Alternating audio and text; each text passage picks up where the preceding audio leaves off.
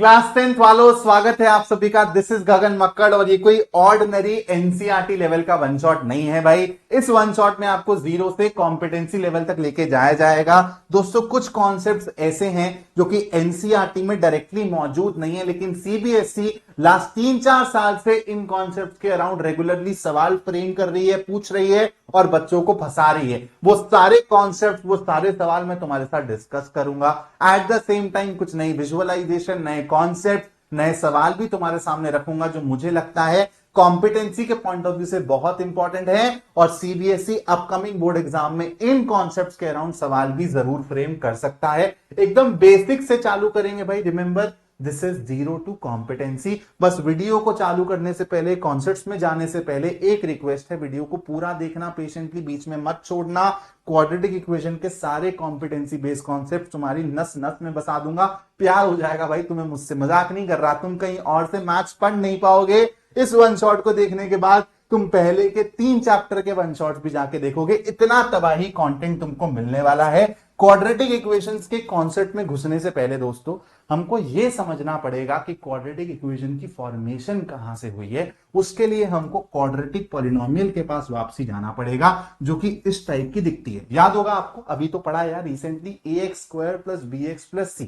अब यहां पर ना मैं 2 छोटे छोटे कॉन्सेप्ट्स आपके साथ डिस्कस कर रहा हूं फटाफट से, क्योंकि इनका यूज होने वाला है। ठीक है, तो अगर यहां पे दोस्तों a > 0 होता है तो मेरे को पता है कि ये जो क्वाड्रेटिक पॉलिनोमियल है ये अपवर्ड पैराबोला का शेप देता है। और अगर a < 0 होता है दोस्तों तो मेरे को डाउनवर्ड पैराबोला मिलता है। ठीक है, नंबर 1 इज दिस कॉन्सेप्ट जो आपको दिमाग में रखना है। अपार्ट फ्रॉम दिस दोस्तों, एक और चीज आपको विजुअलाइज करनी है। यहां पे आपका जो ये अपवर्ड पैराबोला है, इसमें आपको एक लोवेस्ट पॉइंट दिखता है, और आपका जो ये डाउनवर्ड पैराबोला है, इसमें आपको ये एक हाईएस्ट पॉइंट दिखता है। चाहे आपका अपवर्ड पैराबोला हो, चाहे आपका डाउनवर्ड पैराबोला हो, ये दोनों के दोनों सिमेट्रिक होते हैं about their lowest point and highest point respectively. Sir इसका कहां यूज आएगा, आप ये क्यों बता रहे हो? अपने आप ये सारी चीजें ना तुम कनेक्ट कर दोगे वीडियो के एंड तक। सारी विजुअलाइजेशन तुमको ना एप्लीकेशन में यूज होती हुई दिखाई दे जाएगी। इन विजुअलाइजेशन से रिलेटेड कॉन्सेप्ट सीबीएसई ने अपनी वेबसाइट पे कॉम्पिटेंसी बेस्ड क्वेश्चन पीडीएफ में डाल रखे। तो इसको अभी बस तुमको दिमाग में रखना है, इनको सवालों में अप्लाई करना। धीरे धीरे धीरे धीरे तुम सीख जाओगे। ठीक है, वीडियो को एंड तक देखा तो अपने आप ही सब चमकने लगेगा। यहां पर ये दोनों बातें मैं डिस्कस कर चुका हूं। थोड़ा सा और आगे बढ़ते हैं भाई। अब जाते हैं हम लोग क्वाड्रेटिक इक्वेशन की दुनिया में।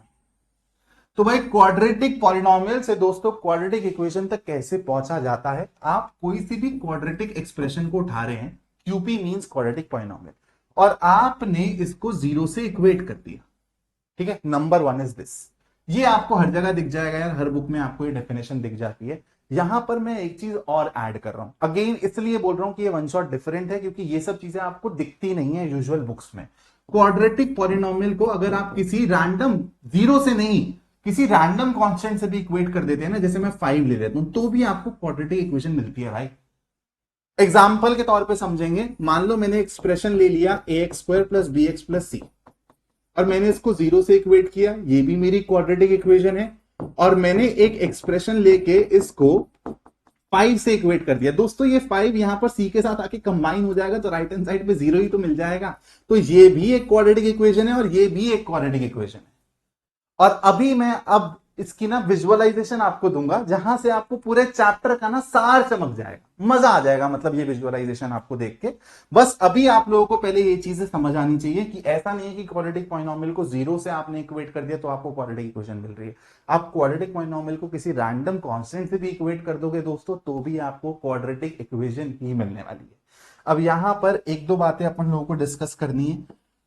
पहली विजुअलाइजेशन देखना, ठीक है, पहली विजुअलाइजेशन कि ये मेरी एक एक्सप्रेशन है। ठीक है, ये मेरी एक एक्सप्रेशन है। अभी इक्वेशन फॉर्मेट में बात नहीं कर रहा हूं, ये मेरी एक एक्सप्रेशन है। यहां पे जैसे जैसे मैं अपनी इनपुट वैल्यू डालूंगा, दैट मींस जैसे जैसे मैं अपनी एक्स की वैल्यू डालूंगा, वैसे वैसे मेरे को आउटपुट मिलता चला जाएगा। यानी कि y की वैल्यू मिलती चली जाएगी, f(x) मिलता चला जाएगा। तो ये एक एक्सप्रेशन की दुनिया थी जो आपने सेकंड चैप्टर में सीखी, जिसको आप इसको बोलते हो वैल्यू पॉलिनोमियल। ये आपने ऑलरेडी पढ़ा हुआ है। अब मैं क्या कर रहा हूं, ये पूरे ब्रह्मांड में से ना एक चीज कर रहा हूं कि मैं यहां पर ये जो जेनरिक एक्सप्रेशन है ना, इसको उठा के एक स्पेसिफिक कांस्टेंट से इक्वेट कर रहा हूं, या तो जीरो से या तो किसी कांस्टेंट से। सी यहां पर भी है इसलिए कंफ्यूज हो गए, यहां पर कांस्टेंट को मैं डी ले लेता हूं।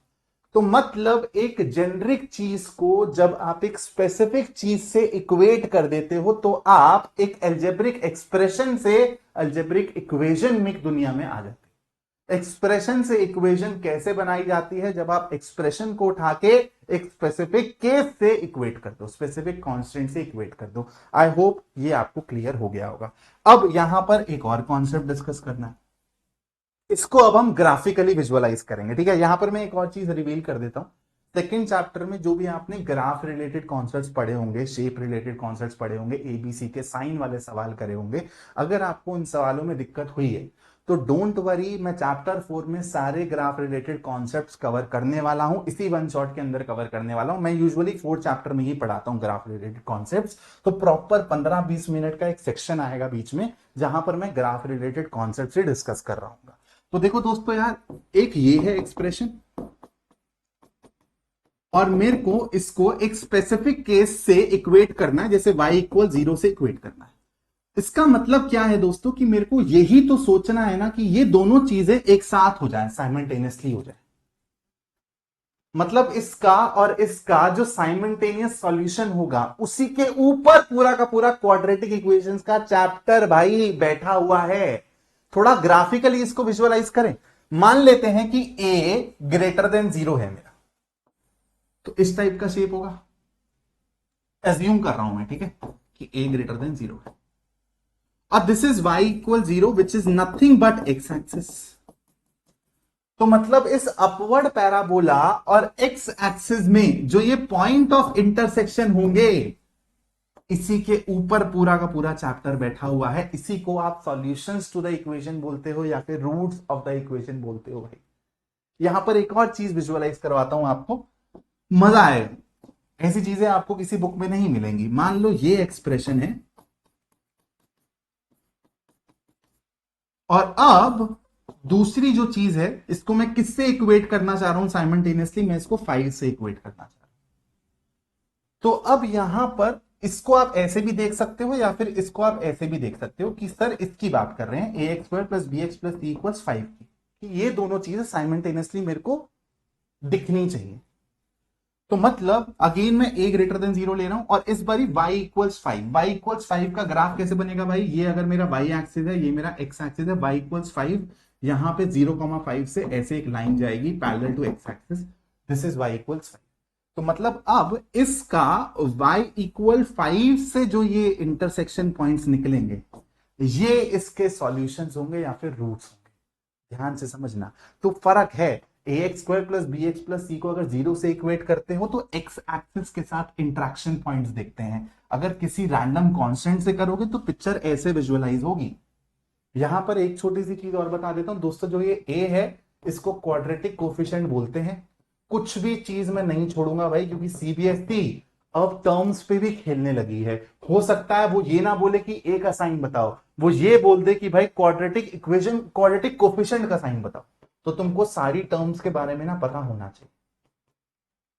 बात क्लियर हो गई? तो हमने समझ लिया कि क्वाड्रेटिक इक्वेशन का मतलब क्या है सर, फॉर्मेशन क्या है, कि एक जो एक्सप्रेशन थी ये एक जेनरिक एक्सप्रेशन थी। जब इस जेनरिक एक्सप्रेशन को मैं एक स्पेसिफिक कांस्टेंट से रिलेट कर देता हूं तो मैं एक्सप्रेशन से इक्वेशन की दुनिया में चला जाता हूं।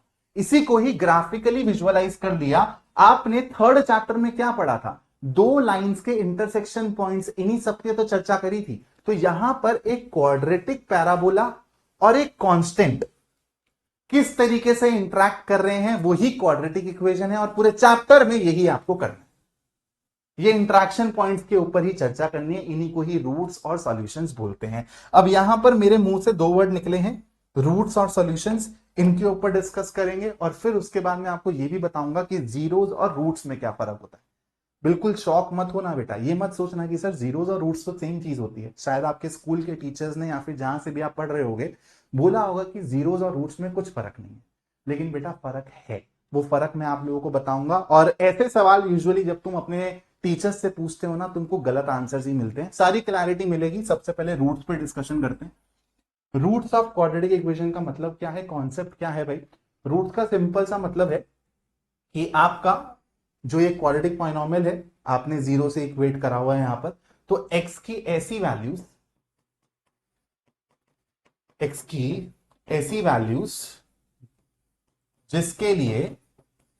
जिसके लिए आपको left hand side equal to right hand side दिख जाए, वो आपका roots of this quadratic equation कहलाएगा। अब यहां पर एक सवाल आपके दिमाग में ऑटोमेटिकली आएगा जिस तरीके से हम पढ़ रहे हैं कि सर अगर इस टाइप की कोई चीज है, अब यहां पर जो ये x की वैल्यूज आएंगी जो कि लेफ्ट हैंड साइड को राइट हैंड साइड के बराबर दिखा देंगी, मतलब लेफ्ट हैंड साइड मेरा 5 के बराबर दिख जाए x की ऐसी वैल्यूज, क्या उसको भी मैं रूट्स बोलूंगा? बिल्कुल, क्योंकि ये भी तो क्वाड्रेटिक इक्वेशन ही है। तो आप इसको रूट्स भी बोल सकते हो, सॉल्यूशंस भी बोल सकते हो। तो यहां पर ना मैं अब आपको रूट्स और सॉल्यूशन में फर्क बताता हूं पहले, ठीक है? तो सबसे पहले हम ये दोनों चीजें डिस्कस करेंगे, फिर हम ये दोनों चीजें डिस्कस करेंगे। तो सबसे पहले we are going to discuss कि रूट्स और सॉल्यूशंस में कुछ फर्क होता है क्या, और होता है तो सर क्या फर्क होता है, या फिर सर इनकी सिर्फ यूसेज में फर्क है। सारी चीजें मैं डिस्कस करने वाला हूं। Again this is not there in any book, आपको यूट्यूब के वीडियोस में नहीं मिलेगा, गूगल पे नहीं मिलेगा। आप लोग शायद चैट जीपीटी वगैरह से जाके पूछेंगे तो आपको इनके सही आंसर मिलेंगे। टीचर्स भी यूजुअली इनको सेम ही बोल देते हैं या फिर इनके कॉन्सेप्ट्स के अराउंड उतनी क्लैरिटी स्टूडेंट को नहीं दे पाते हैं। तो रूट्स और सॉल्यूशंस में क्या फर्क है दोस्तों? देखो, वैसे मैथमेटिकली दोनों चीजें सेम है। Solution is a broader term, solution is a broader term. Sir कैसे? यार अभी ना तुम लोग क्वाड्रेटिक इक्वेशन पढ़ रहे हो, अलजेब्रिक इक्वेशंस पढ़ रहे हो, आगे जाके तुम ट्रिग्नोमेट्रिक इक्वेशंस भी पढ़ोगे, लॉगरिथमिक इक्वेशंस भी पढ़ोगे, एक्सपोनेंशियल इक्वेशंस भी पढ़ोगे। तो वहां पर उन इक्वेशंस में वेरिएबल की ऐसी वैल्यू जो आपके लेफ्ट हैंड साइड और राइट हैंड साइड को इक्वेट करवा दे, यूजुअली वहां पर हम लोग सॉल्यूशंस टर्म को यूज करते हैं कि find the solution to this equation. वो अलजेब्रिक इक्वेशन भी हो सकती है, ट्रिग्नोमेट्रिक इक्वेशन भी हो सकती है, लॉग से रिलेटेड इक्वेशन भी हो सकती है, एक्सपोनेंशियल इक्वेशन भी हो सकती है। जो आप आगे पढ़ोगे तो वहां पर यूजुअली हम लोग सॉल्यूशंस टर्म को यूज करते हैं। रूट्स जो टर्म है यूजुअली ये अलजेब्रिक इक्वेशन की दुनिया में यूज किया जाता है। तो इसी कोई ना एक जेनरिक एग्जांपल से समझो। जैसे मान लो मैंने एक एक्सप्रेशन ले ली है और उसको मैंने रैंडमली किसी भी कांस्टेंट से इक्वेट कर दिया। अब यहां पर कांस्टेंट कुछ और भी हो सकता है, जीरो भी हो सकता है, it doesn't matter to me. अगर मैं यहां पर इस तरीके से बोल रहा हूं कि भाई मेरे को ना एक्स की वो वैल्यूज चाहिए जिसके लिए लेफ्ट हैंड साइड और राइट हैंड साइड बराबर हो जाए, सेटिस्फाई हो जाए चीजें, तो मैं सिंपली बोलूंगा कि I am finding solutions to this equation, that is why solution is a broader term. और अगर मैं इसी चीज को इस तरीके से स्पेसिफिक तरीके से देखूं कि राइट हैंड साइड में मेरे को जीरो रखना है और लेफ्ट हैंड साइड में मेरा एक्सप्रेशन आएगा, अब मैं एक्स की वैसी वैल्यूज ढूंढ रहा हूं जिसके लिए मेरा लेफ्ट हैंड साइड भी जीरो हो जाए, तो यहां पर मैं बोलूंगा I am finding roots of this equation. तो रूट्स और कुछ नहीं है, सॉल्यूशंस एक बड़ा सा एक समुंदर है और रूट्स उसके अंदर ही लाई करता है। That is why I am just telling you कि आपको इतनी चीज पता होनी चाहिए कि सॉल्यूशन एक ब्रॉडर टर्म है और रूट्स जो है ना यूजुअली आप इस वाले केस में यूज करते हो जब आपको राइट हैंड साइड पे जीरो दिखे और लेफ्ट हैंड साइड में आपको एक्सप्रेशन दिखे। मैं आपको एक और मेजर कॉन्सेप्ट बता रहा हूं जो कि सॉल्यूशंस और रूट्स से भी ज्यादा इंपॉर्टेंट है। समझना कि जीरोस और रूट्स में क्या डिफरेंस होता है भाई, ये बहुत ज्यादा इंपॉर्टेंट है। इसके अराउंड बच्चे बहुत ज्यादा कंफ्यूज रहते हैं, उनको सही से पढ़ाया भी नहीं जाता है। कुछ टीचर्स तो आपको बोल देंगे कि भाई कोई डिफरेंस है ही नहीं। तो देखो, अगर मैं बात करूं मैथमेटिकल वैल्यूज की टर्म्स में कि मैंने कोई पॉलिनोमियल ले लिया एफ ऑफ एक्स और इसके मैं जीरोस निकाल रहा हूं और सेम पॉलिनोमियल को मैंने इक्वेशन फॉर्मेट में कन्वर्ट कर दिया जीरो से इक्वेट करके, तो यहां से जो जीरोस निकलेंगे वही यहां से रूट्स निकलेंगे, इनकी मैथमेटिकल वैल्यू सेम होगी। This is absolutely true.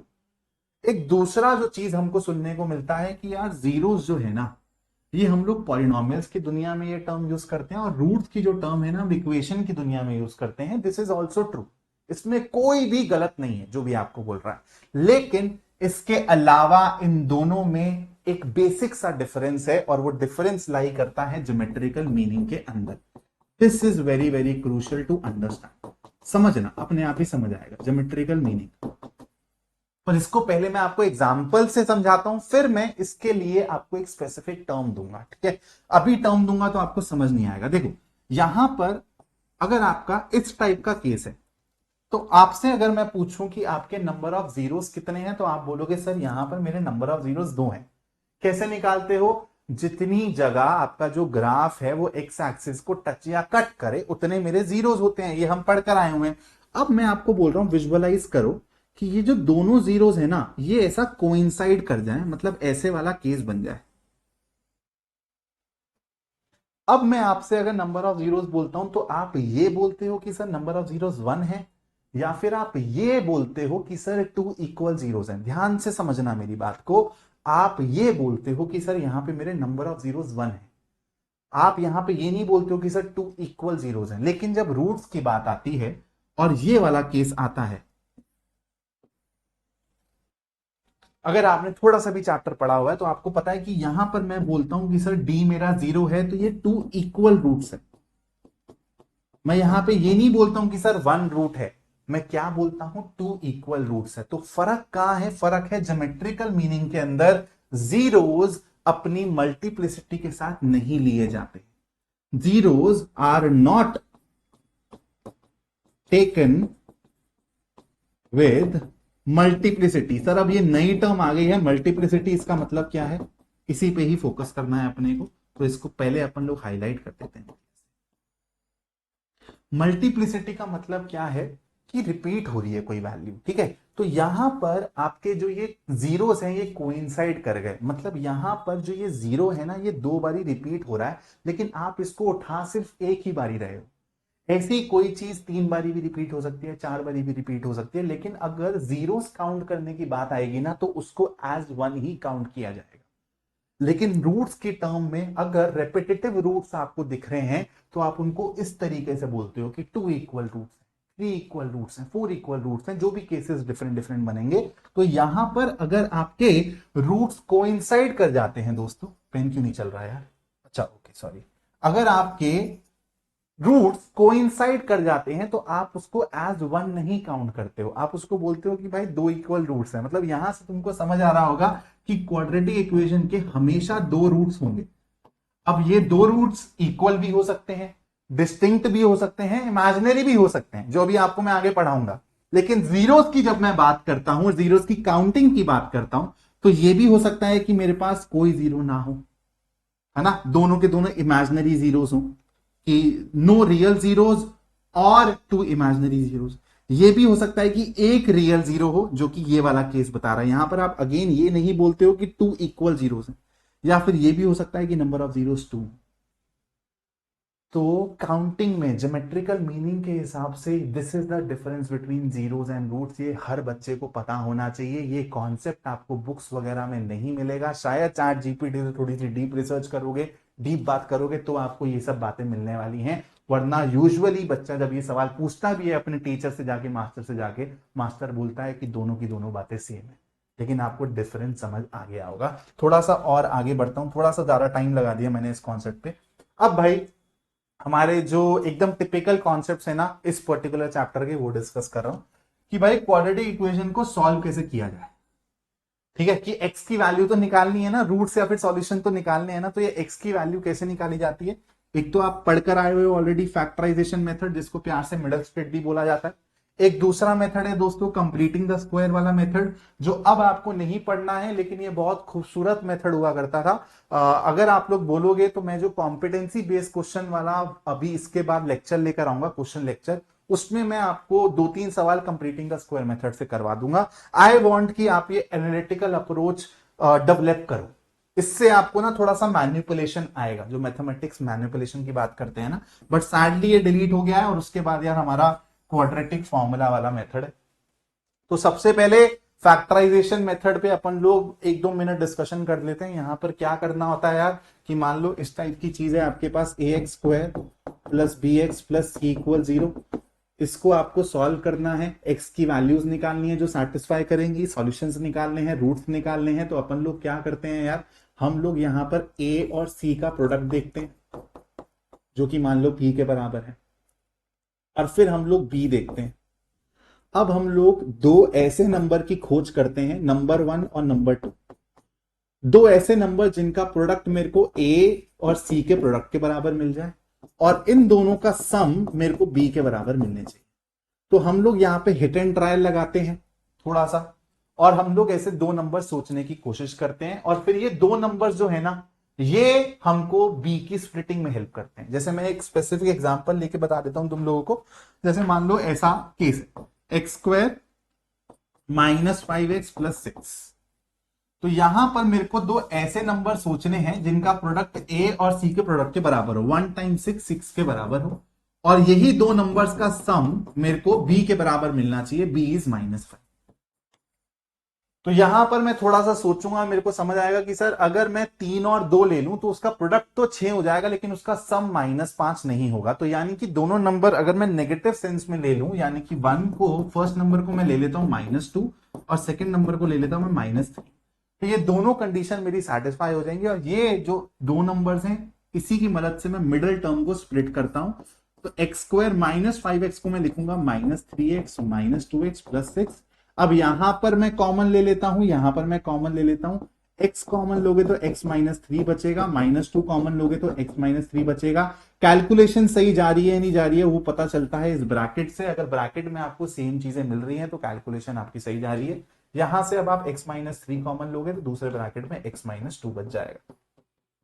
ठीक है, अब यहां पर ये भी चीज आपको पता है ना कि इसको 0 से इक्वेट और इसको 0 से इक्वेट करके आपको क्यों मिलते हैं रूट्स या सॉल्यूशन, क्योंकि अगर दो चीजों का प्रोडक्ट आपका 0 है तो उसमें से एक भी 0 हो सकता है, दोनों भी 0 हो सकते हैं। तो यहां से अगर इसको मैं 0 से इक्वेट करूं तो x की वैल्यू 3 मिलेगी, यहां से 0 को इक्वेट करूं इस पूरी लीनियर एक्सप्रेशन को तो x की वैल्यू 2 मिलेगी। These are the two roots और solution to this quadratic equation। ठीक है, इस तरीके से अपन लोग फैक्टराइजेशन मेथड को यूज करते हैं। इसके बारे में बात नहीं करनी है। क्वाड्रेटिक फॉर्मूला का क्या है भाई, इसको भी मैं थोड़ा सा आप लोगों को बता देता हूं। जैसे यहां पे मैंने लिखा हुआ है, तो क्वाड्रेटिक फॉर्मूला आपका ये रहा भाई। अगर आपको x की वैल्यू निकालनी है तो आप डायरेक्टली ये फॉर्मूला लगा सकते हैं, -b प्लस माइनस रूट के अंदर आता है b square -4ac divided by 2a। यहां पे प्लस के साथ लोगे रूट को तो आपको वन ऑफ द रूट्स मिलेगा, और माइनस के साथ लोगे तो अदर रूट मिलेगा।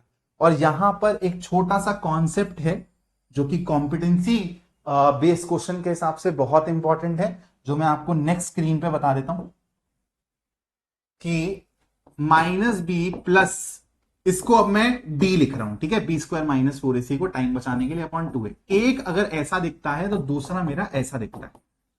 अगर मैं आपसे बोलूं कि इन दोनों में डिफरेंस क्या है, अभी आपको शायद विजुअलाइज नहीं हो रहा होगा ये डिफरेंस, लेकिन अगर मैं आपको बोलूं कि आप इसको इस तरीके से थोड़ा सा विजुअलाइज करो, ठीक है, इसको भी मैंने ब्रेक कर दिया और इसको भी मैंने ब्रेक कर दिया।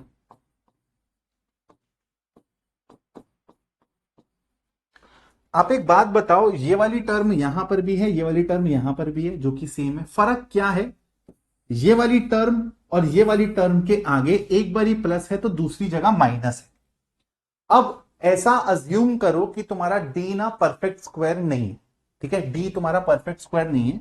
मान लो कि किसी इक्वेशन में तुमको वन ऑफ द रूट्स ऐसे दिख रहा है, -1 प्लस √3।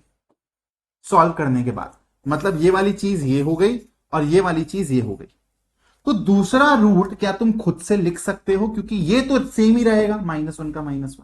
यहां पे √3 भी रहेगा लेकिन माइनस के साथ। तो अगर एक रूट तुम्हारा क्वाड्रेटिक इक्वेशन का, और यहां पर तुमको समझ आ गया होगा कि भाई डी परफेक्ट स्क्वायर नहीं होना चाहिए, इररेशनल रूट्स के हिसाब से सोचना है, तो अगर तुम्हारा एक रूट ऐसा दिख रहा है तो दूसरा रूट अपने आप ऐसा दिखेगा, या फिर एक रूट ऐसा दिख रहा है तो दूसरा अपने आप ऐसा दिखेगा, क्योंकि फॉर्मूला की फॉर्मेशन ही ऐसी है। और इसी कॉन्सेप्ट को हम लोग बोलते हैं कि जो इररेशनल रूट्स या फिर इररेशनल जीरोस होते हैं वो कॉन्जुगेट पेयर में एग्जिस्ट करते हैं। These are conjugate pairs. तो ये टर्म्स बहुत इंपॉर्टेंट है, सीबीएसई एजर्शन रीजन में ये टर्म्स डालता है, तो आपको ये टर्म्स पता होना बहुत ज्यादा जरूरी है कि जो आपके इररेशनल रूट्स हैं या फिर इररेशनल जीरोस हैं वो कॉन्जुगेट पेयर में एग्जिस्ट करते हैं। एक भी अगर आपको पता चल जाए तो दूसरा आप ऑटोमेटिकली बता सकते हो, और इससे रिलेटेड काफी सवाल सीबीएसई पूछ चुका है जो मैं अभी करवाऊंगा भी सही आप लोगों को। अभी सिर्फ कॉन्सेप्ट को आपको दिमाग में रखना है, ठीक है भाई। कहानी क्लियर हो गई। चलो थोड़ा सा और आगे बढ़ते हैं। अब यार थोड़ा सा चर्चा करते हैं इसी के ऊपर, क्वाड्रेटिक फॉर्मूला के ऊपर, डी के ऊपर चर्चा करते हैं। तो नेचर ऑफ रूट्स की अगर हम बात करें कि मेरे रूट्स कैसे होंगे, तो ना वो मेरे को ये discriminant d that is b square minus 4ac बताता है। दोस्तों अगर ये ग्रेटर देन जीरो हो जाए, खुद सोचो, अगर ये ग्रेटर देन जीरो हो जाए तो मेरे को दो अलग अलग रूट्स मिलने वाले हैं, ठीक है। एक प्लस रूट डी वाला होगा, एक माइनस रूट डी वाला होगा। तो यहां पर मेरे को एक तो सबसे पहले रियल चीजें मिलती हैं, रूट का मतलब इरेशनल हो जाएगा, लेकिन इरेशनल भी तो रियल के अंदर ही आता है ना। तो रियल एंड डिस्टिंक्ट रूट्स मेरे को मिलते हैं। अगर मेरा डी जीरो के बराबर हो जाए, डी जीरो के बराबर हो जाए, तो दोस्तों सिर्फ और सिर्फ ये वाली टर्म बच जाती है माइनस बी बाय टू है। तो यहां पर भी माइनस बी बाय टू है और यहां पर भी माइनस बी बाय टू है, तो दोनों के दोनों सेम ही तो हो गए। डिफरेंस तो इसी की वजह से आ रहा था और इसी को आपने जीरो कर दिया, तो इसलिए यहां पर मेरे को रियल और इक्वल रूट्स मिलते हैं। और जब आप d को लेस देन जीरो कर दो भाई, तो यहां पे तो आप रियल की दुनिया से ही दूर चले गए हो, इसलिए यहां पे रियल जीरोस नहीं, रियल रूट्स नहीं मिलते हैं। ये केस होता है इमेजिनरी रूट्स का, ठीक है। तो d ग्रेटर देन जीरो तो ये वाला केस है भाई, real and unequal. d equal to zero तो भाई रियल एंड इक्वल, ये वाला केस है। और यहां पर भाई d लेस देन जीरो है तो ये इमेजिनरी वाला केस है। अब यहां पर ना थोड़ी सी और चर्चा करूंगा मैं, ठीक है, थोड़ी सी और चर्चा करूंगा मैं। Minus b plus root d by two a के हिसाब से भी सोचना है, और इसका जो दूसरा कॉन्जुगेट है इसके हिसाब से भी सोचना है।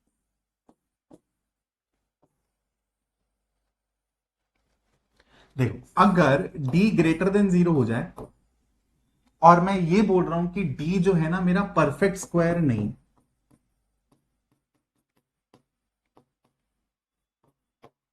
मेरा परफेक्ट स्क्वायर नहीं है d, तो देखो d जो है वो इरेशनैलिटी लेकर आएगा ही आएगा। तो इस वाले केस में आपको real as well as irrational roots मिलते हैं। तो आप बोल सकते हो कि रियल तो है ही, इरेशनल रियल में आता ही है, लेकिन यहां पर एक एडेड इंफॉर्मेशन भी आप बोल सकते हो कि भाई रियल और जो कि इरेशनल है,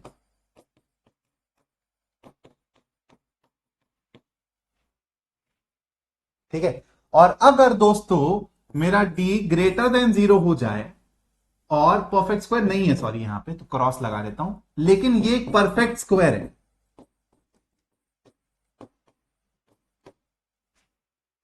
ठीक है, परफेक्ट स्क्वायर है, तो यहां पर क्या आप ये बोल सकते हो कि सर रियल तो मिलेगा ही मिलेगा क्योंकि ग्रेटर देन जीरो है, लेकिन इस वाले केस में ये रियल जो है ये रैशनल रूट्स होंगे। तो ये आप बोल सकते हो। इसके लिए आपको एक एडेड इंफॉर्मेशन देनी पड़ेगी कि भाई ये चीज ठीक है, प्रोवाइडेड ए एंड बी, ठीक है, क्योंकि बी और ए का ही गेम है, सी का तो गेम डी में ही आता है बस। ए और बी भी इरेशनल नहीं होने चाहिए। आप खुद सोचो ना, आपने डी को परफेक्ट स्क्वायर बना दिया तो डी तो रूट के बाहर आ जाएगा, लेकिन अगर बी और ए में ही रूट हुए तो क्या करोगे? तो इरेशनैलिटी रहेगी ना। तो इसलिए ये जो सेकंड वाला केस है, आप बोल सकते हो कि यहां पर जो आपके रियल रूट्स हैं वो रैशनल टाइप के दिख रहे हैं, अगर ए और बी में रैशनैलिटी ना हो तो। क्यों सिखा रहा हूं ये किसी बुक में नहीं मिलेगा, सीबीएसई ने लास्ट साल इससे रिलेटेड ही सवाल पूछा है कि भाई रैशनल रूट्स के ऊपर कंडीशन लगा के उसने अननोन की वैल्यू पूछी थी। नहीं दिमाग में स्ट्राइक करता है उस टाइम पे अगर आपको पहले ना पढ़ाया जाए तो। b इक्वल जीरो वाले केस में तो आपको पता ही है भाई इक्वल रूट्स हैं, जीरो भी एक परफेक्ट स्क्वायर होता है क्योंकि जीरो का स्क्वायर इज जीरो, तो यहां पर आपको इक्वल रूट्स मिल जाएंगे। अब यहां पे ये रूट्स रियल एंड इरेशनल वाले केस के भी हो सकते हैं, रियल एंड रैशनल वाले केस के भी हो सकते हैं, again depending on the value of B and A. B और ए में अगर इरेशनैलिटी नहीं है तो आपको रैशनल रूट्स मिलेंगे, अगर इनमें इरेशनैलिटी है जो कि आपस में कैंसिल नहीं हो रही है तो आपको इरेशनल रूट्स मिलेंगे, सिंपल सी बात है। और d लेस देन जीरो वाले केस की बात अभी हम करेंगे नहीं, ये हमको 11th में पढ़ना है, तो भाई यहां पर अपने को इमेजिनरी रूट्स मिल जाते हैं। ठीक है, चल थोड़ा सा और आगे बढ़ते हैं। ये चीज आपने ऑलरेडी सीखी हुई है पॉइनॉमियल्स चैप्टर में कि जीरोस दिए हो तो कैसे आप लोग पॉइनॉमियल बनाते हो, यहाँ पे रूट्स दिए हो तो क्वाड्रेटिक इक्वेशन कैसे बनाते हो। मान लो कि आपके रूट्स हैं अल्फा और बीटा, तो आप लोग क्वाड्रेटिक इक्वेशन बनाने के लिए x square minus sum of this multiplied by x plus product of this. या फिर दूसरा तरीका क्या होता है कि x को अल्फा के साथ ले लो माइनस के साथ, और x को बीटा के साथ ले लो माइनस के साथ। ये भी आपको क्वाड्रेटिक इक्वेशन दे देगा। ठीक है, तो या तो ये मेथड यूज कर सकते हो या तो ये मेथड यूज कर सकते हो। यहां पर भी वो सम ऑफ रूट्स और प्रोडक्ट ऑफ रूट्स वाला कॉन्सेप्ट चलता है, माइनस बी बाई ए के बराबर होता है दोस्तों, और यहाँ पे सी बाई ए के बराबर होता है। यहां पर मैं एक चीज और डिस्कस कर लेता हूं कि मान लो आपको एक ऐसा रूट दे दिया और बोला कि find the quadratic equation which has this root. तो आप बोलोगे सर एक रूट देके कैसे मैं इक्वेशन निकाल लूं। भाई एक रूट का एक बारी टाइप तो देख लो, ये इरेशनल कॉन्जुगेट वाले कॉन्सेप्ट पे बेस्ड सवाल है। तो अगर एक रूट ऐसा है तो दूसरा पक्का ऐसा होगा। मिल गए दोनों रूट, सम निकालो, प्रोडक्ट निकालो और ये वाली फॉर्मेशन लगा दो, आंसर आ जाएगा। ठीक है भाई, चलो थोड़ा सा और आगे बढ़ते हैं। भाई ग्राफ रिलेटेड कॉन्सेप्ट पहले डिस्कस कर दूं या फिर कुछ सवाल कराऊं पहले। चलो एक काम करता हूं, पहले ना ग्राफ रिलेटेड कॉन्सेप्ट डिस्कस करता हूं फिर तुमको सवाल करवाऊंगा। सबसे पहले ना तुमको ये वाली चीज बता देता हूं, ये मैंने सेकंड चैप्टर में भी बताई थी, और किस तरीके से इसको यूज करना है, क्या विजुअलाइजेशन है, सारी चीजें मैं तुमको प्रोवाइड करता हूं। नेक्स्ट 15 से 20 मिनट बहुत इंपॉर्टेंट है। जैसे वो जीरोस और रूट्स का डिफरेंस बहुत इंपॉर्टेंट था, ये कॉन्सेप्ट भी बहुत इंपॉर्टेंट है क्योंकि ये ट्रेंडिंग कॉन्सेप्ट है और इसके अराउंड सवाल आते हैं तो बच्चों से बनते नहीं है, इसलिए प्लीज पेशेंटली देखना। तो सिमेट्रिसिटी इन पैराबोला पे डिस्कशन किया था मैंने towards the starting of the lecture, जब आपको मैंने बताया था चाहे अपवर्ड पैराबोला हो चाहे डाउनवर्ड पैराबोला हो, अपने लोएस्ट पॉइंट और हाईएस्ट पॉइंट के अबाउट ये सिमेट्रिकल होते हैं रिस्पेक्टिवली।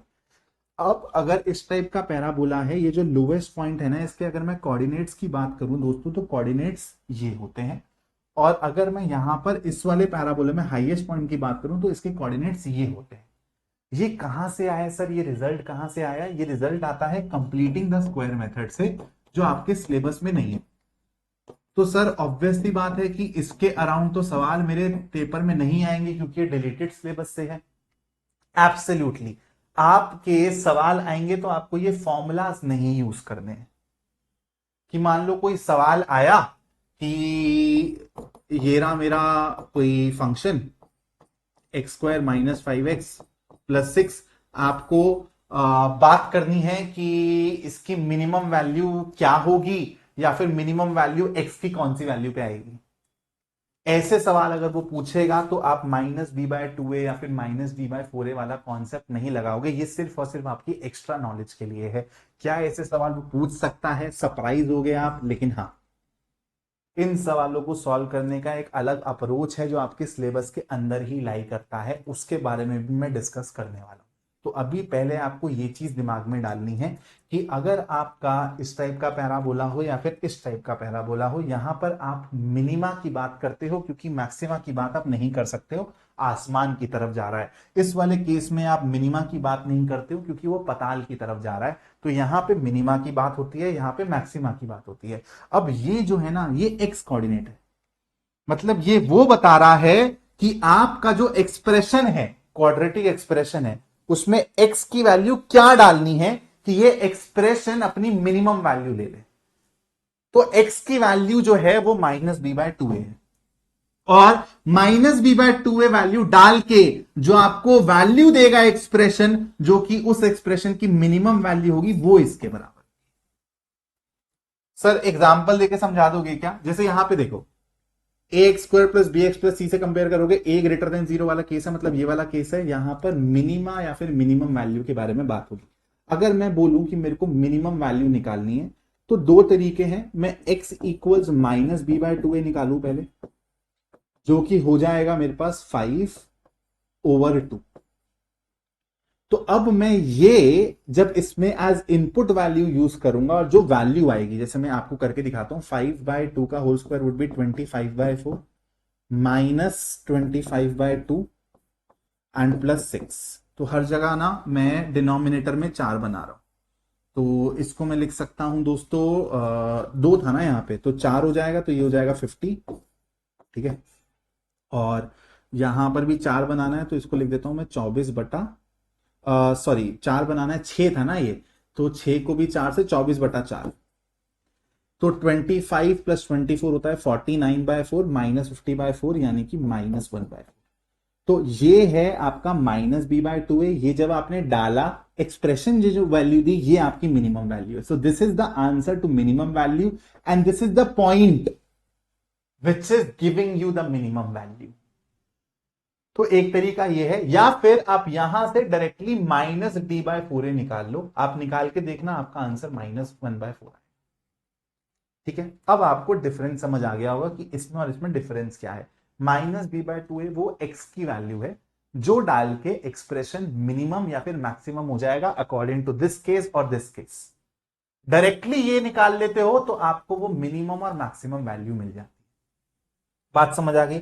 अब अगर सर ऐसा सवाल आ जाता है, ध्यान से समझना, ऐसा सवाल आ जाता है x² -5x + 6, क्योंकि ऐसे सवाल आपके कॉम्पिटेंसी बेस्ड क्वेश्चन वाली जो पीडीएफ है सीबीएसई की वेबसाइट पे उस पर प्रेजेंट है कि इसका मेरे को विजुअलाइज करना है कि sir maximum value minimum value क्या होगा। तो विजुअलाइजेशन क्या है दोस्तों, ध्यान से देखो। अगर आपका इस टाइप से कुछ केस है या फिर इस टाइप से कुछ केस है, मेरे को अगर इसके बारे में चर्चा करनी है, जो लोएस्ट पॉइंट है या फिर हाईएस्ट पॉइंट है, एक बात बताओ, मैंने आपको बताया था ना कि यहां पर सिमेट्री रहती है। तो क्या मैं बोल सकता हूं कि अगर मैं ये दोनों के दोनों रूट्स निकाल लूं, क्योंकि मैं क्वाड्रेटिक इक्वेशन पढ़ा रहा हूं तो मैं रूट्स बोलूंगा, ठीक है, ये रूट्स निकाल लूं मैं और इस रूट्स का एवरेज ले लूं, प्लस करके 2 से डिवाइड कर दूं, तो क्या मेरे को यही वैल्यू, जैसे समझने की कोशिश करना, ठीक है, ये रहा मेरा एक्स एक्सिस, ये रहा मेरा वाई एक्सिस। मान लो कि कोई इस तरीके से आपको शेप दे रहा है और आपने रूट्स निकाल के ये दोनों पॉइंट्स रिकॉग्नाइज कर लिए। मान लो ये है -2,0 और मान लो ये है दोस्तों 5,0, और आपको पता है कि यहां का अगर मेरे को एक्स कोऑर्डिनेट पता चल गया तो मैं अपनी गिवन एक्सप्रेशन में एक्स की वो वैल्यू डाल दूंगा, तो मेरे को ये भी पता चल जाएगा कि ये मिनिमम वैल्यू है क्या, जो मैंने आपको पिछले वाली स्लाइड पे सिखाया। तो यहां पर एक्स क्या होगा, थोड़ा सा विजुअलाइज करो, यहां पर जो x होगा वही तो यहां पर भी x होगा, और ये x इन दोनों के एग्जैक्टली बीच में है फ्रॉम सिमेट्री। तो क्या मैं बोल सकता हूं कि ये वाला पॉइंट और कुछ नहीं 5 - 2 यानी कि 3/2 यानी कि 3/2,0 है, ये वाला पॉइंट। तो यहां पर आपको समझ आया कि ये वाला जो मिनिमम वैल्यू है ये आप बहुत इजीली निकाल सकते हो अगर आप अपनी एक्सप्रेशन में x की जगह 3/2 डाल। इसी को ही सॉल्व करता हूं मैं यहां पे। सबसे पहले मैंने इसको फैक्टराइज किया, सॉल्व किया for the values of x। तो अभी आपको करके दिखाया था x - 2 और x - 3 आया। अब मुझसे किसी ने पूछा कि भाई मेरे को बताओ कि इसकी मिनिमम वैल्यू क्या हो सकती है। ये ग्राफिकल तरीके से भी पूछ सकता है और लैंग्वेज की टर्म्स में भी वो पूछ सकता है। तो मैंने क्या किया, मैंने इस विजुअलाइजेशन को यूज किया और मेरे को पता चला कि x = 2 यार यहां पर है कहीं और x = 3 यहां पर है। तो इसका ना ग्राफ कुछ ऐसा सा जाएगा, थोड़ा सा और वाइड बना देता हूं इसको, ठीक है। दिस इज 2,0 दोस्तों एंड दिस इज 3,0। और अब चर्चा करनी है इसके बारे में, चर्चा करनी है इसके बारे में। इसका वो एक्स कोऑर्डिनेट भी पूछ सकता है कि लोएस्ट जो पॉइंट है उसका एक्स कोऑर्डिनेट बताओ, या फिर ये जो लोएस्ट वैल्यू है वो बताओ। तो कोऑर्डिनेट एक्स कोऑर्डिनेट पता करना है तो मेरे को पता है कि सिमेट्री है यहां पे, तो मैं 2 और 3 का एवरेज ले सकता हूं, तो ये 2.5 हो जाएगा, ऑब्वियसली बात है 5/2, 0। तो ये क्या हो जाएगा 5/2, यहां पर वैल्यू क्या होगी, जो मिनिमम वैल्यू है, यानी कि इसके अंदर मेरे को 5/2 डालना है, जो आपने पिछले वाले केस में डाला था, आंसर आपको -1/4 में। तो ये फॉर्मूला यूज करने की जरूरत नहीं है, ये आपकी एक्स्ट्रा नॉलेज के लिए मैंने आपको बता दिया है। इस टाइप का सवाल अगर आपको आता है तो कॉन्सेप्ट क्या लगेगा, इस कॉन्सेप्ट को हम लोग बोल रहे हैं एवरेज ऑफ जीरोस या फिर रूट्स। बहुत इंपॉर्टेंट है, नया कुछ टाइप का सवाल सीबीएसई ने अपनी पीडीएफ में डाला है। ऐसे सवाल पहले भी आते थे, लेकिन तब हमको कंप्लीटिंग द स्क्वायर मेथड पढ़ाया जाता था। तो कंप्लीटिंग द स्क्वायर मेथड जब पढ़ाया जाता था तो हम लोग यार इस चीज को ना यूज कर सकते थे। लेकिन अब अगर ऐसा सवाल आएगा तो आपको एवरेज ऑफ रूट्स का कॉन्सेप्ट लगा के शोकेस करना पड़ेगा, क्योंकि ये आपके सिलेबस के अंदर है। अब ये आपको सीबीएसई ने एनसीईआरटी में कहीं नहीं दिया हुआ, लेकिन सीबीएसई आपसे एक्सपेक्ट कर रहा है कि आप विजुअलाइजेशन के मामले में, कॉम्पिटेंसी के मामले में ये सब चीजें सीख कर बोर्ड एग्जाम में बैठोगे। 9th की जो नई एनसीईआरटी आई है ना, उसमें हर जगह आप देखना, आपके अगर छोटे भाई बहन हैं, आप एक बार उनकी बुक उठाना देखना, आपको दिखेगा विजुअलाइजेशन ऑफ दिस कॉन्सेप्ट। मैं 4 साल से यूट्यूब पे विजुअलाइजेशन विजुअलाइजेशन इसी वर्ड के पीछे इतना पगलाया हुआ हूं, बच्चों को बोलता हूं कि विजुअलाइजेशन पे फोकस करो। कॉन्सेप्ट्स को जब तक विजुअलाइज नहीं करोगे, उनकी रियल एप्लीकेशन तुमको नहीं समझ आएगी। तो अब फाइनली सीबीएसई ने सही डायरेक्शन में चलना चालू करा है, और बच्चे अब ये सब चीजें सीखेंगे यार, which will make them evolve, जो उनका ब्रेन को एवॉल्व करवाएगा। अपार्ट फ्रॉम दैट, एबीसी के साइन से रिलेटेड कोई सा भी सवाल आ जाए, ठीक है, हमेशा ध्यान रखना, एबीसी के साइन से रिलेटेड सवाल आ जाए, रूट्स या फिर जीरोस के साइन से रिलेटेड सवाल आए, तो प्रो टिप क्या है भाई, आप हमेशा सम ऑफ जीरोस या फिर सम ऑफ रूट्स या फिर प्रोडक्ट ऑफ जीरोस और प्रोडक्ट ऑफ रूट्स के पास जाओगे हेल्प मांगने। हमेशा मैंने आपको बताया है। जैसे मान लो कि कोई सा भी एक सवाल है ऐसा,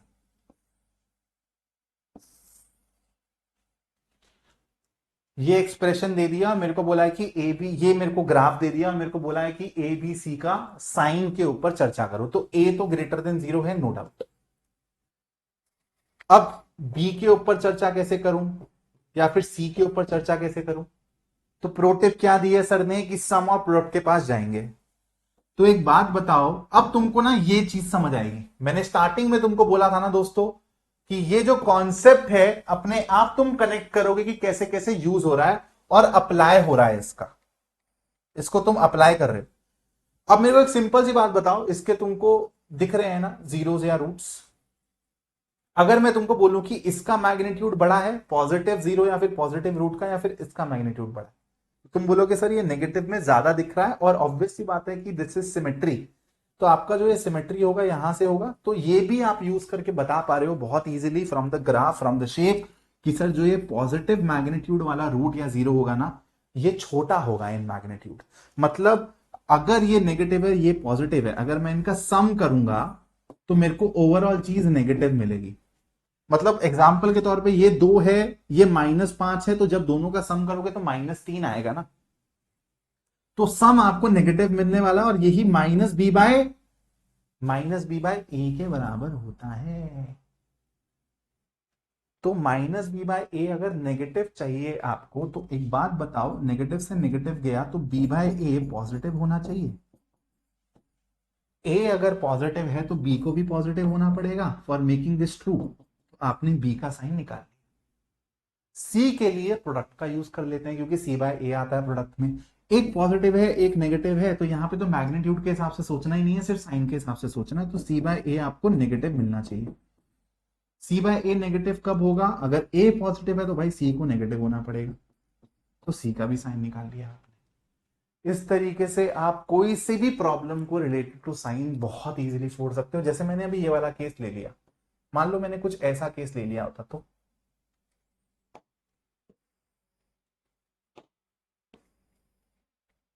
क्या करता मैं अब यहां पे? तो आपको दिख रहा है कि सर ये भी पॉजिटिव है और ये दूसरा वाला भी पॉजिटिव है।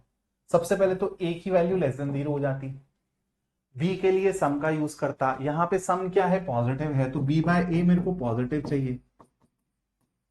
b/a पॉजिटिव कब मिलेगा? अगर a नेगेटिव है तो b को भी नेगेटिव होना पड़ेगा, क्योंकि नेगेटिव बाय नेगेटिव भी पॉजिटिव होता है। b की वैल्यू लेस देन 0। सी की वैल्यू कैसे निकालोगे? सी का मतलब साइन कैसे निकालोगे? प्रोडक्ट को यूज करोगे। तो c/a क्या मिलेगा? दोनों पॉजिटिव है तो c/a भी तुमको पॉजिटिव मिलेगा। दोनों रूट्स पॉजिटिव है तो उनका प्रोडक्ट भी पॉजिटिव हो जाएगा ना। अब यहां पे a नेगेटिव है भाई, तो c को भी अपने आप ही नेगेटिव होना पड़ेगा। ठीक है भाई, समझ आ गई बात? तो ये कुछ ग्राफ रिलेटेड कॉन्सेप्ट्स हैं जो आपको पता होने चाहिए। मेरा थोड़ा सा मन नहीं मान रहा है, इसलिए मैं आपको कुछ एक्स्ट्रा पढ़ा दूं, प्लीज थोड़ा सा एक्स्ट्रा पढ़ा रहा हूं, ठीक है। चल, शिफ्टिंग वाला कॉन्सेप्ट है। चलो एक काम करता हूं यार, ये अभी नहीं पढ़ा रहा हूं, ये मैं आपको पढ़ा दूंगा जब मैं कॉम्पिटेंसी बेस्ड क्वेश्चन का लेक्चर डालूंगा तो मैं आपको पढ़ा दूंगा। ओके, यहां पर मैं एक चीज और बता देता हूं, जो भी स्टूडेंट्स मेरे चैनल पर नए हैं, मैं हर चैप्टर का ऐसा जीरो से कॉम्पिटेंसी वन शॉट करवाता हूं और उसके बाद मैं उसी चैप्टर के कॉम्पिटेंसी बेस्ड क्वेश्चन तबाही सवाल करवाता हूं, जिसमें ऑलमोस्ट 50-60% सवाल नए होते हैं। तो वो आपको सोचने का तरीका सिखाएंगे, आपकी कॉम्पिटेंसी बिल्ड करेंगे और टॉपर माइंडसेट बिल्ड करेंगे। अगर आप 100 ऑन 100 टारगेट कर रहे हो तो आपको ना वन शॉट छोड़ने हैं, ना मेरे कॉम्पिटेंसी बेस्ड क्वेश्चन वाले लेक्चर छोड़ने हैं। अपार्ट फ्रॉम दैट मैं अपनी पर्सनल कॉम्पिटेंसी बेस्ड क्वेश्चन का क्वेश्चन बैंक भी बना रहा हूं, उस पर ऑलरेडी काम चालू हो चुका है, 20th तक उसको मैं लॉन्च भी कर दूंगा। ठीक है, आप लोग मुझे बताना कि यार मेरे को क्या प्राइसिंग रखनी चाहिए, क्योंकि मेरे को प्राइसिंग बहुत ज्यादा भी नहीं रखनी है और ऐसी प्राइसिंग रखनी है यार जो हर बच्चा अफोर्ड कर सके, क्योंकि बहुत बच्चे वेट कर रहे हैं इस कॉम्पिटेंसी बेस्ड क्वेश्चन बैंक का। और बहुत दिल से बना रहा हूं, क्वालिटी क्वेश्चंस तुमको मिलने वाले हैं, मजा आएगा ये वाला क्वेश्चन बैंक करके। ठीक है, तो एक बार प्लीज कमेंट्स में डाल देना कि क्या इसका प्राइसिंग, राइट प्राइसिंग क्या होना चाहिए आपके हिसाब से। Apart from this competency based questions और सब्जेक्ट के लिए भी आप लोगों को करने हैं यार, मैथ्स के लिए तो मैं करवा रहा हूं लेकिन बाकी भी करने हैं। उसके लिए मैंने आप लोगों को बोला हुआ है कि आप ओसवाल का एक क्वेश्चन बैंक आता है जिसमें आपको कंबाइंड सब्जेक्ट्स के क्वेश्चंस मिल जाएंगे, वो भी चैप्टर वाइज। एक ही बुक है, 400-450 रुपए की, एक ही बुक से काम हो जाएगा, हर सब्जेक्ट के कॉम्पिटेंसी बेस्ड क्वेश्चन कवर हो जाएंगे, बेस बन जाएगा आप लोगों का एटलीस्ट। इसका लिंक मैं डिस्क्रिप्शन में डाल दूंगा, डिस्क्रिप्शन में आपको Amazon लिंक डाल दूंगा मैं, आप वहीं से ऑर्डर कर लेना है। चलो अब थोड़े से सवाल करते हैं, ठीक है। कॉन्सेप्ट पे बहुत देर से चर्चा हो गई है, अब थोड़े से यार सवाल कर लेते हैं और कुछ नए सवाल भी हैं तो मजा आने वाला है आप लोगों को। चलो ये वाला सवाल है, the sum and the product of the zeros of the quadratic polynomial. यहाँ पर यार जीरोस और रूट्स में कुछ आपको यहाँ पे रूट समझ लोगे तो क्वाड्रेटिक इक्वेशन का सवाल हो जाएगा, लेकिन बस कॉन्सेप्ट को अप्लाई करने के लिए मैंने ये सवाल यहाँ पे डाला हुआ है। तो 3 है और -10 है, तो मेरे को पता है कि यार द क्वाड्रेटिक पॉलिनोमियल इज, तो मेरे को the sum and the product, यहां पर ना ये जीरोस नहीं है, सम और प्रोडक्ट है, तो x² -3x -10 मेरा आंसर हो जाएगा। कहां दिख रहा है आपको? Is the correct answer. जल्दबाजी में क्या करेगा बच्चा, इसको जीरोस मान के इनका सम लेगा, इनका प्रोडक्ट करेगा और ढूंढने की कोशिश करेगा सही आंसर, जो मिलेगा नहीं। चलो बढ़ते हैं आगे। If the sum of the zeros of the quadratic polynomial this is equal to their product, again polynomial की फॉर्मेट में सवाल है लेकिन इक्वेशन की फॉर्मेट में भी बन सकता है सवाल। If the sum of the zeros of the quadratic polynomial, sum of the zeros मतलब -b/a यानी कि -2/k is equal to their product 3k/k के बराबर है, then k will be equal to, तो यहां पर यार सिंपली तुम ऐसे कर सकते हो और k की वैल्यू तुम्हारी आ जाएगी -2/k। ठीक है, D is the correct answer. Let's move on to the next question. आप लोग प्लीज पॉज करके पहले खुद सवाल सॉल्व करना, फिर मेरे सॉल्यूशन को देखना। The roots of the quadratic equation x² -0.04s। अब यार हर जगह तुमको ना क्वाड्रेटिक फॉर्मूला फैक्टराइजेशन करने की जरूरत नहीं होती है, कभी कभी सवाल की फॉर्मेशन से ना सवाल अपने आप सॉल्व हो जाता है। जैसे यहाँ पे ये भी एक स्क्वायर टर्म है दोस्तों और ये भी एक स्क्वायर टर्म है। सर 0.04 किसका स्क्वायर होता है? तो 0.04 0.2 का स्क्वायर होता है दोस्तों। ठीक है, तो आप इसको एक्चुअली ऐसे लिख सकते हो, x² -0.2 का होल स्क्वायर, और यहां पर आप a² -b² की आइडेंटिटी लगा के इसको आप बड़े प्यार से फैक्टराइज कर सकते हो। x -0.2 हो जाएगा और दूसरा फैक्टर हो जाएगा x + 0.2। तो आंसर क्या आएगा? +-0.2 मेरा आंसर। ठीक है, पढ़ते हैं थोड़ा सा और आगे। Each root of this equation is decreased by 2। आराम से समझना, ऐसे सवालों में जल्दबाजी में गड़बड़ हो जाती है, कैलकुलेशन एरर हो जाता है। The resulting equation is this। तो आपको b और c की वैल्यू फिगर आउट करनी है। तो ये एक इक्वेशन थी जिसके मान लेते हैं कि रूट्स होंगे अल्फा और बीटा। अगर इसके रूट्स को 2 से डिक्रीज कर दूं, मतलब अल्फा को अल्फा -2 तक ले जाऊं और बीटा को बीटा -2 तक ले जाऊं, तो मेरे को ये इक्वेशन मिल रही है। ध्यान से देखना, आप एक सिंपल सी बात बताओ मेरे को, यहां पर अगर मैं इसका सम कर दूं तो मेरे को अल्फा प्लस बीटा -4 मिलेगा, बोलो आया ना। और ये सम ऑफ रूट्स है, और ये इक्वेशन से मेरे को सम ऑफ रूट्स क्या मिल रहा है, -b/a लगाओगे तो -2/1 विच इज 2। और अगर मैं प्रोडक्ट ऑफ रूट्स देख लूं यहां से तो क्या मिलेगा मेरे को दोस्तों, तो अगर मैं इनका प्रोडक्ट कर लेता हूं तो ये हो जाएगा alpha beta -2 alpha -2 beta +4, and this is equal to product of the zeros from this equation which is c/a, that is 1। तो यहां से मेरे को अल्फा प्लस बीटा मिल रहा है 6 के बराबर, और यहां पर अगर मैं थोड़ा सा अल्फा बीटा को अलग करूं, -2 अल्फा प्लस बीटा आएगा, -2 कॉमन लेने पे जो कि 6 के बराबर है। This will be equal to 1 -4 that is -3। तो अल्फा बीटा आ जाएगा मेरा -3 + 12, तो ये -12 है ना, हाँ -12, 12 - 3 हो जाएगा 9। तो अब यहां पर मैं सिंपली यार निकाल सकता हूं, क्योंकि मेरे को बी और सी निकालने हैं, मेरे को ना रूट्स नहीं निकालने हैं, मेरे को बी और सी की वैल्यू निकालनी है। तो सम ऑफ रूट्स मिल गया है और प्रोडक्ट ऑफ रूट्स मिल गया ओरिजिनल इक्वेशन के लिए। तो क्या मैं इसको ऐसे लिख सकता हूं कि x² -6x + 9, तो मेरा b किसके बराबर हो जाएगा, 6 के बराबर हो जाएगा, क्योंकि यहां पर नेगेटिव साइन है, तो b हो जाएगा 6 के बराबर और c हो जाएगा 9 के बराबर। ठीक है, ए इज द करेक्ट आंसर। क्या इसको सॉल्व करने का और सर कोई छोटा तरीका है? ठीक है, तो चलो सीख लेते हैं। अगेन आपको मैं सोचने का तरीका सिखा रहा हूं, ये ऑब्जेक्टिव क्वेश्चन है, आपको इसको ट्राई करना है जितनी जल्दी से जल्दी फोड़ सको, जितनी जल्दी फोड़ सको उतना ज्यादा बेटर है, टाइम बचेगा सब्जेक्टिव क्वेश्चंस के लिए, 5 मार्कर्स के लिए, केस स्टडी के लिए। तो क्वेश्चन को आराम से पढ़ेंगे। Each root of this equation is decreased by 2। ठीक है भाई, 2 से डिक्रीज कर दिया, तो रिजल्टिंग इक्वेशन जो मिल रही है ना वो ये मिल रही है। सबसे पहला मेरे दिमाग में थॉट आएगा कि सर क्या मैं इसको फैक्टराइज कर सकता हूं, क्या मैं इसके रूट्स जानता हूं? तो ये और कुछ नहीं यार, मैंने फटाफट से देखा, मेरे को चमका कि ये x-1 का ही तो होल स्क्वायर है। तो मतलब इसके जो रूट्स हैं वो 1 और 1 है, इक्वल रूट्स वाला केस है ये। और ये कहां से आए होंगे, अगर आपने 2 डिक्रीज किया है तो इसके जो 2 रूट्स हो जाएंगे वो 3 और 3 हो जाएंगे। तो मतलब x-3 का होल स्क्वायर लिखना है आपको, सिंपली x² हो जाएगा ये +9 एंड -6x। कंपेयर करो, आंसर पाओ। 20 सेकंड का भी सवाल नहीं है, पहले वाला मेथड मैंने जान के आपको सिखाया था कि एकदम बेसिक तरीके से कैसे सोचना है। This is smart approach, this is how you have to finally solve this question.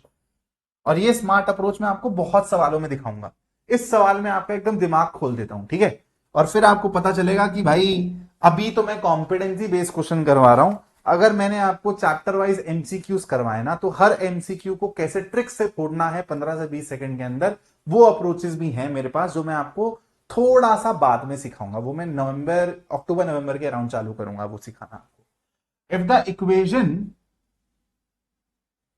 Has equal roots, then एक बच्चा होगा, वो क्या करेगा, सर इक्वल रूट्स का केस है, डी निकालता हूं, एम एन पी क्यू की टर्म्स में इक्वल टू 0 करूंगा और सॉल्व करता रहूंगा, सिंप्लीफाई करता रहूंगा, आंसर आ जाएगा एब्सोल्युटली करेक्ट। 2 मिनट से पहले सवाल को नहीं फोड़ पाओगे जितना मर्जी ट्राई कर।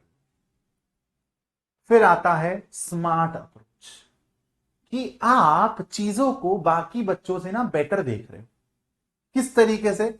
जब इस सवाल को पढ़ा ना एज अ स्टूडेंट हमने, तो हमने देखा सर m² + n² x² है, -2mp(n)q(x) है, p² q² है। जो थोड़ा सा ऑब्जर्व करो, m और p का प्रोडक्ट है -2 के साथ, n और q का प्रोडक्ट है -2 के साथ, -2ab वाली चीज आपको दिख रही है, यहां पर भी स्क्वायर टर्म्स है, यहां पर भी स्क्वायर टर्म्स है। तो आप एक बात बताओ, अगर मैं इस चीज को विजुअलाइज करने को बोलूं आपको, m² और x² को विजुअलाइज करो, तो ये mx का होल स्क्वायर हो गया, और m का प्रोडक्ट लिया हुआ है p के साथ, और -2mp है, और p² भी मौजूद है। अगर इन तीनों चीजों को मैं कंबाइन कर दूं और ऐसे लिख दूं, mx का होल स्क्वायर प्लस p का whole square minus 2m times p times x।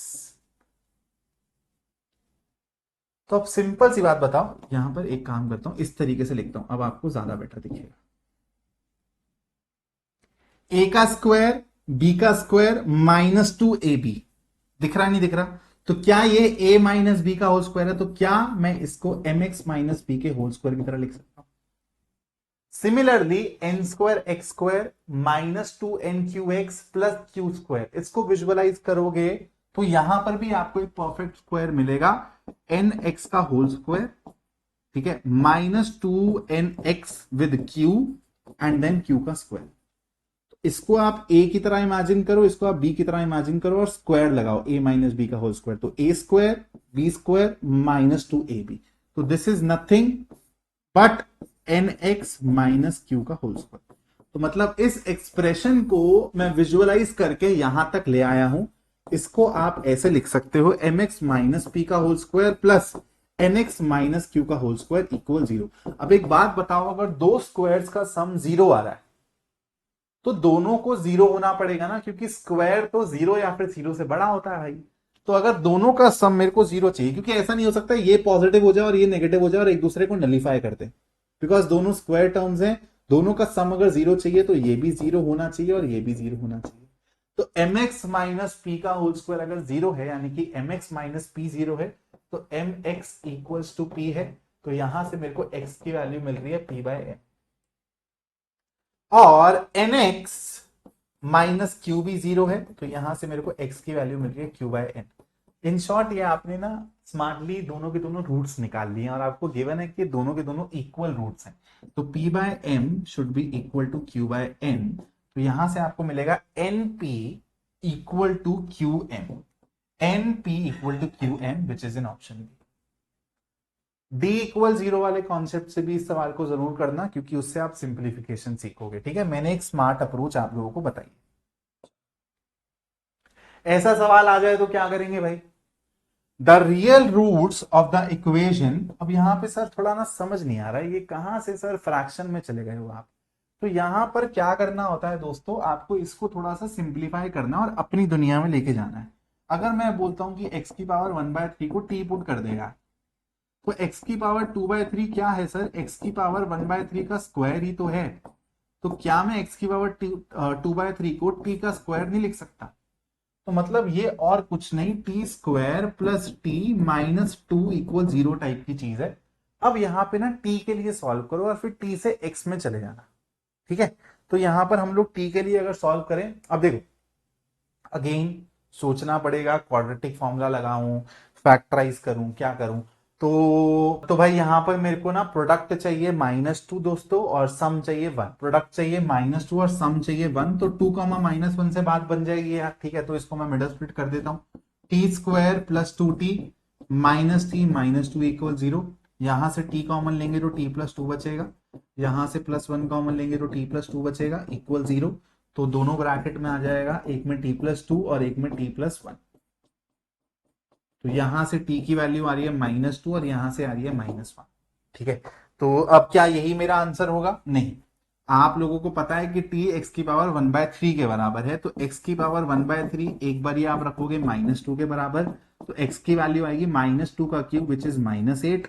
एक बार आप x की पावर 1/3 की वैल्यू रखोगे -1 के बराबर, तो ये -1 का क्यूब, यानी कि ये दो वैल्यूज हैं x की, -1 and -8 which is in option B, ठीक है। इस तरीके से ये वाले सवालों को सॉल्व करना होता है। एक और अच्छा सवाल है, ऐसे सवाल कॉम्पिटेंसी के टाइम पे बहुत ज्यादा प्रोबेबल है कि सीबीएसई ऐसे सवाल पूछेगी। अगेन क्वेश्चन देखते ही एकदम सवाल को टेक्निकल तरीके से सॉल्व करना नहीं चालू करना है, सवाल की फॉर्मेशन समझनी है, शायद इसमें मेहनत करने की जरूरत ही ना। x प्लस 1 का स्क्वायर माइनस एक्स का स्क्वायर इक्वल 0 के कितने रियल रूट्स हैं? और यहाँ पे 4 तक मेरे को दिख रहे हैं, ठीक है, क्योंकि यहाँ पे एक्स स्क्वायर प्लस 1 का होल स्क्वायर है, तो ये 4th पावर तक जा रहा है। तो मैंने क्या किया यार, मैंने ना एकदम देसी तरीके से सोचा कि एक्स स्क्वायर प्लस 1 का एक्स स्क्वायर क्या एक्स स्क्वायर के बराबर हो सकता है क्या कभी भी? तो मेरे को दिमाग में आया कि यार यहां पर भी एक्स स्क्वायर है और यहां पर भी एक्स स्क्वायर है, यहां पर इसमें मैं ये ऐड कर रहा हूं और फिर उसका स्क्वायर कर रहा हूं और यहां पर x का ही स्क्वायर है। ऐसी कोई सी भी वैल्यू हो सकती है क्या, रियल वैल्यू हो सकती है क्या x की, जिसके लिए ये ट्रू हो जाए कि स्क्वायर कर दिया आपने, फिर उसमें एक ऐड किया और फिर स्क्वायर किया और वो ओरिजिनल चीज के स्क्वायर के बराबर आ जाए। तो this is never ever possible. Formation देखते ही आपको समझ रहा है कि ये किसी भी रियल वैल्यू के लिए कभी ट्रू हो ही नहीं सकता, यानी कि यहाँ पे रियल रूट्स हो ही नहीं सकते हैं। सवाल को डायरेक्टली देख के सॉल्व नहीं करना होता चालू, पहले सवाल को पढ़ो, दिमाग में बसा, उसका पैटर्न देखो और फिर अप्रोच ढूंढो कि बेस्ट अप्रोच क्या हो सकती है। तो यहाँ पे सॉल्व करने की भी जरूरत नहीं है, आपको दिख रहा है कि लेफ्ट हैंड साइड और राइट हैंड साइड कभी बराबर नहीं हो सकते। चलो भाई अगले सवाल की तरफ बढ़ रहे हैं। सवाल क्या कह रहा है, थोड़ी सा गला चूक हो गया है, पानी पी लूं।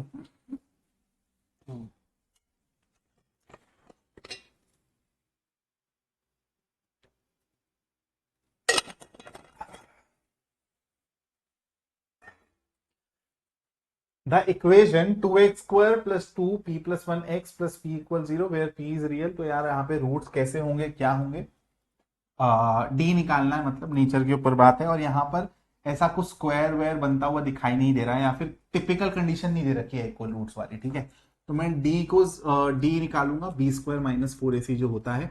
तो b² करूंगा तो ट्वाइस ऑफ p + 1 का होल स्क्वायर -4 × 2 × p, ठीक है। This is my D. थोड़ा सा इसको सिंप्लीफाई करूंगा तो ये हो जाएगा 4, p + 1 का होल स्क्वायर क्या हो जाएगा, p² + 1 + 2p, 4p², then +4, directly कर रहा हूं, आप प्लीज स्टेप मत खाना, कैलकुलेशन एरर कर दोगे। 2p है और यहाँ पे +8p आएगा और फिर -8p ये रहा। तो ये खत्म हो जाएगा, 4p² + 1 रहेगा। p² हमेशा 0 से बड़ा है और उसमें +1 है, तो ये चीज हमेशा ग्रेटर देन 0 रहेगी, हमेशा आपको रियल रूट्स मिलेंगे, ठीक है। चलो आगे बढ़ते हैं, आगे बढ़ते हैं, आगे बढ़ते हैं, आगे बढ़ते हैं। Find the roots of the quadratic equation. जानबूझ के लिया है ताकि रूट वाले सवालों में आप कंफ्यूज ना हो कि सर रूट वाले सवालों में समझ नहीं आता मिडल स्प्लिट कैसे करनी है। भाई अपने को यहाँ पे दो ऐसे नंबर सोचने हैं जिनका प्रोडक्ट हो जाए क्या, -3, और जिनका सम हो जाए भाई क्या, सम हो जाए मेरे पास -2। तो क्या मैं ऐसे दो नंबर सोच पा रहा हूं, प्रोडक्ट हो जाए -3 और सम हो जाए मेरा -2। तो क्या -3 और 1 यहां पे काम करेगा, प्रोडक्ट इनका -3 है, सम इनका -2 है, एकदम काम करेगा। तो √3x² - 3x + x -√3 = 0। और यहां पर √3 और फिर x कॉमन ले लेता हूं तो x -√3 अंदर आएगा, +1 x -√3 = 0। तो x की वैल्यू 1 आ जाएगी दोस्तों √3 और 1 आएगी x की वैल्यू -1/√3, ठीक है। ये जैसे मैंने तो सोच लिया, अगर आपसे नहीं सोचा जा रहा है ना तो आप डायरेक्टली यार क्वाड्रेटिक फॉर्मूला के पास चले जाना और क्वेश्चन सॉल्व करना चालू कर देना, टाइम वेस्ट नहीं करना है। यहाँ पे लिखा नहीं हुआ है कि आपको बाई फैक्टराइजेशन सॉल्व करना है। तो जब ये ना लिखा हो तो आप क्वाड्रेटिक फॉर्मूला का यूज कर लेना अगर फैक्टर्स नहीं समझ आ रहे, ठीक है। ये वाला भी सिंपल सा सवाल है, आप लोग कर लोगे। रियल रूट्स हैं और के की वैल्यू निकालनी है। रियल रूट्स का मतलब क्या है कि आप यहाँ पे d > 0 वाला कॉन्सेप्ट लगा। चलो बढ़ते हैं थोड़ा सा और आगे। Yes, very very beautiful question, very beautiful question. Formation को समझना, ऐसे सवाल ना 5-6 साल पहले बहुत पूछे जाते थे, अभी कम पूछे जा रहे हैं, लेकिन कॉम्पिटेंसी का जमाना है तो दोबारा ऐसे सवाल इंट्रोड्यूस हो सकते हैं आपके एग्जाम के अंदर और एकदम से नहीं चमकता है। तो यहाँ पे ना 9x² है, यहाँ पे -6b² है, यहाँ पे a⁴ -b⁴ ब्रैकेट में और माइनस साइन आ गया।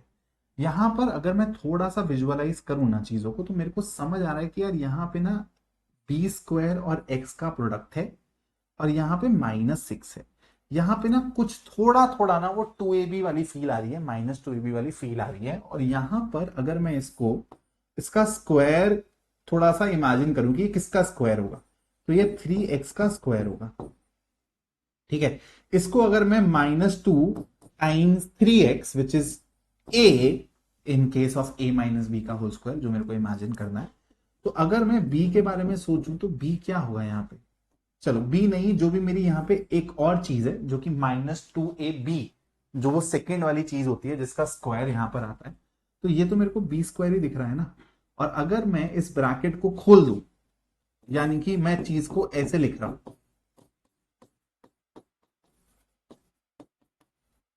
अब एक और दिमाग लगा रहा हूं मैं, जो चीज से मेरे को मतलब नहीं है ना, मैंने उसको थोड़ी देर के लिए साइड फेंक दिया। इसको ऑब्जर्व करो, this is 3x whole square, this is b square का whole square, and -2 times this is this. So can this be written as 3x minus b square का होल स्क्वायर? तो मतलब यहां पर अंदर ना एक परफेक्ट स्क्वायर छुपा हुआ था जो आपको ऐसे ढूंढना पड़ेगा। ये सवाल आसान लग रहे हैं क्योंकि आपको समझा दिया। ऐसा सवाल आपको नया मैं दे दूंगा ना, आप लोग एकदम से तुरंत नहीं उसको देख पाओगे या फिर विजुअलाइज कर पाओगे। तो ऐसे सवाल प्रैक्टिस करने पड़ेंगे। अब जो दूर फेंका है उसको भी ले आओ, एक स्क्वायर माइनस दो स्क्वायर, ए स्क्वायर माइनस बी स्क्वायर वाली आइडेंटिटी लगा सकता हूं। तो क्या मैं इसको बोल सकता हूं कि भाई 3x माइनस बी स्क्वायर एक बारी माइनस ए स्क्वायर के साथ ले लो, और दूसरा factor 3x minus B square एक बारी प्लस ए स्क्वायर के साथ ले लो। तो यहां से मेरा आंसर क्या आएगा, x का आंसर आ जाएगा a square plus b square by 3, this is one of the roots. और यहां से क्या आंसर आएगा, x का b square minus a square by 3। So these are the two roots of the solution to this equation. Very beautiful question. आराम से इस सवाल को समझना है, रिवाइंड करके दोबारा से देख लेना। आई वुड सजेस्ट दैट ऐसा सवाल आएगा तो भाई इट्स ऑल अबाउट सिंप्लीफिकेशन। ठीक है, आप इसको सिंप्लीफाई करोगे, जैसे यहां पर x minus b x minus a है, तो यहां पर ऊपर a x माइनस ए हो जाएगा plus b x minus b हो जाएगा। This will be twice of x minus b x minus a. ठीक है, सॉल्व करोगे, सिंप्लीफाई करोगे, क्वाड्रेटिक बनेगी, उसके बाद सॉल्व करना पड़ेगा। और अगर नहीं समझ आ रहा फैक्टर्स कैसे हो रहे हैं तो प्लीज क्वाड्रेटिक फॉर्मूला लगा के सॉल्व कर देना सवाल। If you have a question like this तो कैसे सॉल्व करेंगे भाई, यहाँ पे रूट की टर्म है, यहाँ पे लीनियर टर्म है, तो यहाँ पे क्वाड्रेटिक बनाने पे फोकस करना पड़ेगा। तो मैं 6x प्लस 7 और उसको राइट हैंड साइड में ले जाता हूँ। मेरे को रूट को गायब करना है, तो मैं दोनों साइड पे ना स्क्वायरिंग कर रहा हूं। तो यहां पर आ जाएगा 6x प्लस 7 और यहां पर हो जाएगा 2x माइनस 7 का होल स्क्वायर। ठीक है, इसको अगर मैं सिंप्लीफाई करता हूं तो ये हो जाएगा 4x का square plus 49 minus 28x equal 6x plus 7। और अब सिंप्लीफाई करता हूं और सारी चीजों को एक साइड पे ले आता हूं, क्वाड्रेटिक इक्वेशन बना देता हूं। तो ये हो जाएगा -34 का x और 49 और 7 हो जाएगा 42। दो यहां पर कॉमन है तो दो को निकाल के जीरो पे फेंक दो, तो ये हो जाएगा 2x square minus 17x minus 21 equal 0। Factorise कर पा रहे हो तो बहुत अच्छी बात है, नहीं तो क्वाड्रेटिक फॉर्मूला के पास चले जाओ। -21 और 2, तो मेरे को -42 चाहिए प्रोडक्ट। ठीक है, -42 क्यों यार, +42 ना, सॉरी, हाँ +42 चाहिए प्रोडक्ट, और सम चाहिए मेरे को -17। तो 14 और 3 ये काम कर देंगे, तो -14 -13 ये काम कर देगा। तो 2x स्क्वायर -14x -3x ऐसे मिडल स्प्लिट हो गया है, प्लस 21 इक्वल 0। तो 2x कॉमन लूंगा तो यहां से आएगा x -7, -3 कॉमन लूंगा तो यहां से आएगा x -7। तो x की जो दो वैल्यूज यहां से निकल कर आएंगी वो आएगी, एक तो 7 और दूसरी आएगी 3/। और ऐसे केसेस में ना जब तुमने स्क्वायरिंग वेयरिंग किया हो तो ये वैल्यूज ना एक बार दोबारा डाल के ना चेक भी कर लिया करो। ठीक है, just this is just a caution that we take. तो 7 भी डाल के देख लेना, 3/2 भी डाल के देख लेना, कुछ गड़बड़ तो नहीं हो रही, यहाँ पे नहीं होगी। तो ये आपके दो सॉल्यूशन है।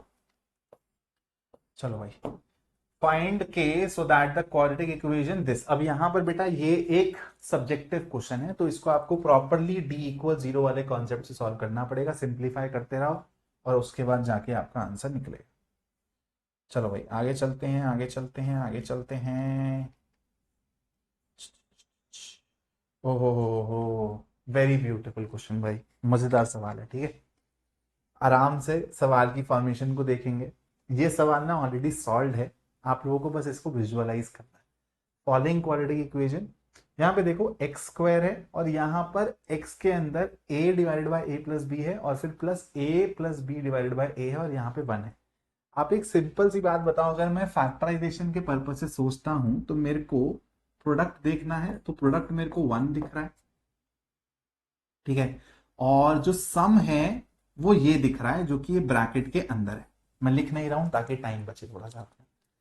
दो नंबर सोचने हैं जिनका सम ये हो और प्रोडक्ट वन हो, तो ये जो दो नंबर्स हैं इनका प्रोडक्ट देखोगे तो वन ही तो है। ए से ए कट जाएगा, ए प्लस बी से ए प्लस बी कट जाएगा। मतलब यहाँ पे ऑलरेडी मिडल स्प्लिट करके आपको दिया हुआ है, तो आपको और कुछ नहीं करना है, बस इसको ब्रेक करके लिख देना है। ए upon A plus b x plus a plus B upon A x plus one. ठीक है, चलो अब इसको पकड़ो और इसको पकड़ो, ध्यान से देखना। तो यहां पर अगर मैं x कॉमन ले लेता हूं तो यहां पर आ जाएगा x plus A upon A plus B. मैंने क्या बोला आपको, जो पहले ब्रैकेट में बना रहे हो वही आपको दूसरे ब्रैकेट में बनाना होता है। तो अगर मैं यहां पर a plus B upon A common ले लूं दोस्तों, तो x बच जाएगा और वन था यहां पे। a plus B over A common ले लिया है, तो यहां पर क्या मेरे पास a upon A plus B बन जाएगा। उसका रेसिप्रोकल ही डालना पड़ेगा ताकि दोनों का प्रोडक्ट वन हो जाए। ब्रैकेट के अंदर सेम चीज मिल गई है, तो मेरे दो फैक्टर्स क्या हो जाएंगे, x plus a over a plus b and the second would be x plus a plus B over a. तो दो सॉल्यूशंस क्या हो जाएंगे मेरे यहां से, एक आ जाएगा मेरा x की value minus A over a plus B और दूसरी वैल्यू आ जाएगी माइनस ए प्लस बी ओवर ए। समझे, वेरी ब्यूटिफुल फॉर्मेशन। तो ये चीजें एकदम से कैच नहीं करेंगी और ऐसे सवाल आपको कहीं नहीं मिलने वाले हैं भाई। ये सब सवाल मैं अपनी पीडीएफ में डालने भी वाला हूं। चलो आगे बढ़ते हैं, आगे बढ़ते हैं। अगेन वेरी ब्यूटीफुल, और ऐसे सवाल 3 नंबर 5 नंबर में सीबीएसई लास्ट 3-4 साल में भतेरी बारी पूछ चुका है। मोस्ट रिपीटेड क्वेश्चन की कैटेगरी में है ये। आराम से सॉल्व करेंगे, सिंप्लीफिकेशन करके दिखाऊंगा क्योंकि बहुत से बच्चों को सिंप्लीफिकेशन मैनिपुलेशन में दिक्कत होती है। सवाल को चालू करा, इक्वल रूट्स वाला केस है तो डी इक्वल 0 वाला कॉन्सेप्ट लगेगा। बी स्क्वायर माइनस 4ac लिखता हूं, पहले क्या होगा, बी माइनस सी का whole square minus 4 A minus B times C minus A should be equal to 0। फटाफट से भाई बी माइनस सी के होल स्क्वायर को ओपन करते हैं, तो क्या हो जाएगा, बी स्क्वायर प्लस सी स्क्वायर दोस्तों माइनस 2bc। और अब देखो यहां पर मैं ना 4 के साथ ये दोनों ब्रैकेट्स ना एक साथ खोल रहा हूं टाइम बचाने के लिए, आप आराम आराम से करना। ठीक है, तो a है और फिर c है और -4 बैठा है यहाँ पे, तो -4ac हो जाएगा। फिर a को -a के साथ खोलोगे तो ये -a स्क्वायर हो जाएगा और -4 बाहर बैठा है, तो -4 times -a square is +4a square. और फिर माइनस बी को सी के साथ खोलोगे तो ये -bc होगा और -4 बाहर बैठा है तो ये हो जाएगा +4bc। और फिर -b को -a के साथ खोलोगे तो ये हो जाएगा ba और -4 बाहर बैठा है तो ये -4ab हो जाएगा, या फिर ba कुछ भी लिखो इक्वल टू 0। जो चीज सिंप्लीफाई करी जा सकती है उसको सिंप्लीफाई कर देते हैं भाई। ठीक है, तो यहां पर दोस्तों बी स्क्वायर है, सी स्क्वायर है, -2bc है और +4bc है। तो क्या इसको कंबाइन करके मैं ऐसे लिख सकता हूं, बी स्क्वायर प्लस सी स्क्वायर प्लस 2bc, है ना। और यहां पर आ रहा है +4a स्क्वायर -4ac और फिर यहां पर आ रहा है -4ab। ओके जी, चल तो यहां पर मैं इसको लिख देता हूं, ये और कुछ नहीं है दोस्तों, b प्लस सी का होल स्क्वायर है। और दोस्तों देखो यहां पर 4a स्क्वायर मेरे को थोड़ा सा चमक गया है, आप लोगों को भी चमकेगा। यहां पर 4a स्क्वायर को अलग कर दिया और यहां पर -4a अगर मैं कॉमन ले लूं तो मेरे को b प्लस सी मिल जाएगा। ठीक है, अब ध्यान से देखना, इसको आप इमेजिन करो कि ये x का स्क्वायर है ये y का स्क्वायर है, तो क्या ये -2xy दिख रहा है आपको? तो ये b प्लस सी का होल स्क्वायर है, इसको मैं 2a के होल स्क्वायर की तरह दिखा रहा हूं। तो अब मेरे को बताओ -2xy वाली टर्म क्या बनेगी? -2, फिर आएगा 2a और फिर आएगा b प्लस सी। तो यही तो है आपकी मिडिल टर्म। तो मतलब ये तीनों की तीनों चीजें और कुछ नहीं x माइनस वाई का होल स्क्वायर है, जहां पे x हो जाएगा आपका b प्लस सी और y हो जाएगा आपका -2a। तो ये b प्लस सी -2a का होल स्क्वायर है। अब ये अगर 0 के बराबर है तो b प्लस सी -2a 0 के बराबर होना चाहिए, यानी कि b plus c equals 2a। और यही आपको प्रूफ करना था। ठीक है, तो सिंप्लीफाई करते करते इसके अकॉर्डिंग हम लोग खेलने लगते हैं और हो जाता है, ऐसा कुछ मुश्किल चीज इसमें नहीं है। Again this is one of the most important सवाल, बहुत बारी पूछा गया है, अब थोड़ा कम पूछा जा रहा है, लेकिन दोबारा से ऐसे सवाल आ सकते हैं। आपकी आर डी शर्मा का सवाल है ये, मतलब पीवाई क्यू था फिर आर डी शर्मा में डाला, तो पीवाई क्यू है most importantly, then R D का सवाल है। तो इस सवाल में अपन लोगों को 1/x को लेफ्ट हैंड साइड में लेकर आना पड़ता है। ठीक है, और अब इसको हम लोग सिंप्लीफाई करेंगे। यहां पर आप इसको सिंप्लीफाई करिए, लेफ्ट हैंड साइड को, राइट हैंड साइड को सिंप्लीफाई करिए, और एंड में आपको बहुत प्यारा सा आंसर मिलेगा जो आपने एक्सपेक्ट भी नहीं किया होगा। ये इसकी अप्रोच है, इसको फर्दर आप लोग सॉल्व कर देना है। ठीक है, थोड़ी सी वर्ड प्रॉब्लम्स करते हैं इस चैप्टर में। वर्ड प्रॉब्लम्स बहुत ज्यादा इंपॉर्टेंट है, और इसके अभी और अच्छे अच्छे सवाल मैं अपने कॉम्पिटेंसी बेस्ड वाले क्वेश्चन लेक्चर में करवाऊंगा। ठीक है, लेकिन जितने भी कॉन्सेप्ट, जितने भी विजुअलाइजेशन मेरे को देनी थी, वो सब मैंने आपको प्रोवाइड कर दिए। In a class test, the sum of Shifali marks in mathematics and English is 30. Had she got 2 marks more in mathematics and 3 marks less in English, the product of her marks would have been 210. Find her marks in the two subjects. तो मान लेते हैं यार mathematics में m marks आए हैं, English में a marks आए हैं। तो ये चीज दी गई है कि आपको जो सम ऑफ शिफाली मार्क्स हैं वो 30 हैं। तो एक काम करता हूं, दो वेरिएबल क्यों ही इन्वॉल्व करूं, इसमें m है तो इसमें 30 माइनस m हो जाएंगे। और बोला गया है कि 2 मार्क्स अगर उसके मैथमेटिक्स में ज्यादा आते और 3 मार्क्स उसके इंग्लिश में कम आते, 3 मार्क्स उससे माइनस करोगे, 30 माइनस m माइनस 3 करोगे तो ये हो जाएगा 27 माइनस m। तो इन दोनों का जो प्रोडक्ट होता दोस्तों वो होता 210 के बराबर। तो क्वाड्रेटिक बनती हुई दिखाई दे रही है यहां पर आपको m के अंदर, तो ये हो जाएगा 27m minus m square plus 54 minus 2m equals 210। इसको फटाफट से स्टैंडर्ड फॉर्म में हम लोग कन्वर्ट कर देंगे, a x square plus b x plus c type की फॉर्म में कन्वर्ट कर देंगे। तो यहां पे आ जाएगा, उधर ले जाओ इसको, तो ये हो जाएगा एम स्क्वायर पॉजिटिव में, 27m minus 2m is 25m इस साइड में, तो राइट हैंड साइड में जाके माइनस 25m हो जाएगा। और यहाँ पे 54 है, यहाँ पे 210 है, तो 210 माइनस 54 करोगे तो आपको क्या मिलेगा, 160 में से 4 हटाओ, 156। अब यहाँ पे अगेन सोचना थोड़ा सा डिफिकल्ट है, फैक्टराइज कर पा रहे हो, स्ट्राइक कर रहा है तो ठीक है, नहीं तो क्वाड्रेटिक फॉर्मूला का सहारा ले लो। क्वाड्रेटिक फॉर्मूला का सहारा लेने में शर्माना नहीं है, अपने को टाइम बचाना है। ठीक है, अभी पहले सोचने की कोशिश करते हैं कि प्रोडक्ट चाहिए अपने को 156, और मैं आपको एक अप्रोच भी बताता हूँ जिससे आप हमेशा फैक्टराइज कर लोगे अगर वहां पे फैक्टराइजेशन पॉसिबल है तो। और सम चाहिए मेरे को -25, बड़े नंबर है, नहीं समझ आ रहा ना, तो इसको फैक्टर्स के पॉइंट ऑफ व्यू से सोचो। चैप्टर 1 में सीख कर आए हो ना फैक्टर्स, तो 156 के फैक्टर्स सोचो। एक्चुअली 13 टाइम 12 करूं अगर मैं, 130 प्लस 26 यही होता है, और 13-12 का सम 25 भी आता है। तो यहां से मैं इसको बहुत इजीली मिडल स्प्लिट कर सकता हूं, -13m minus 12m plus 156 equal 0। तो यहां से m कॉमन लूंगा तो m माइनस 13 बचेगा दोस्तों, यहां से -12 कॉमन लूंगा, m माइनस 13 बचेगा। तो m की दो वैल्यू आएंगी, एक 12 और एक 13। ठीक है, तो find her marks in the two subjects. अगर मैथ्स में उसके मार्क्स 12 आए हैं तो ऑब्वियस सी बात है कि इंग्लिश में उसके 18 मार्क्स आएंगे, और अगर मैथ्स में उसके मार्क्स 13 आए हैं तो फिर उसके इंग्लिश में मार्क्स। ठीक है, इस तरीके से आपको इस सवाल को सॉल्व करना, मतलब क्वाड्रेटिक बनती है, फैक्टराइज करते हैं या फिर क्वाड्रेटिक फॉर्मूला लगाते हैं और वैल्यू निकाल लेते हैं। वेरी ब्यूटीफुल क्वेश्चन, आराम से समझेंगे। ठीक है, ऐसी वर्ड प्रॉब्लम्स 5 नंबर में आती हैं। क्या कह रहा है सवाल कि दो पाइप हैं जो कि साथ में चल रहे हैं, तो वो एक टैंक को 11 1/9 मिनट्स में फिल कर देते हैं।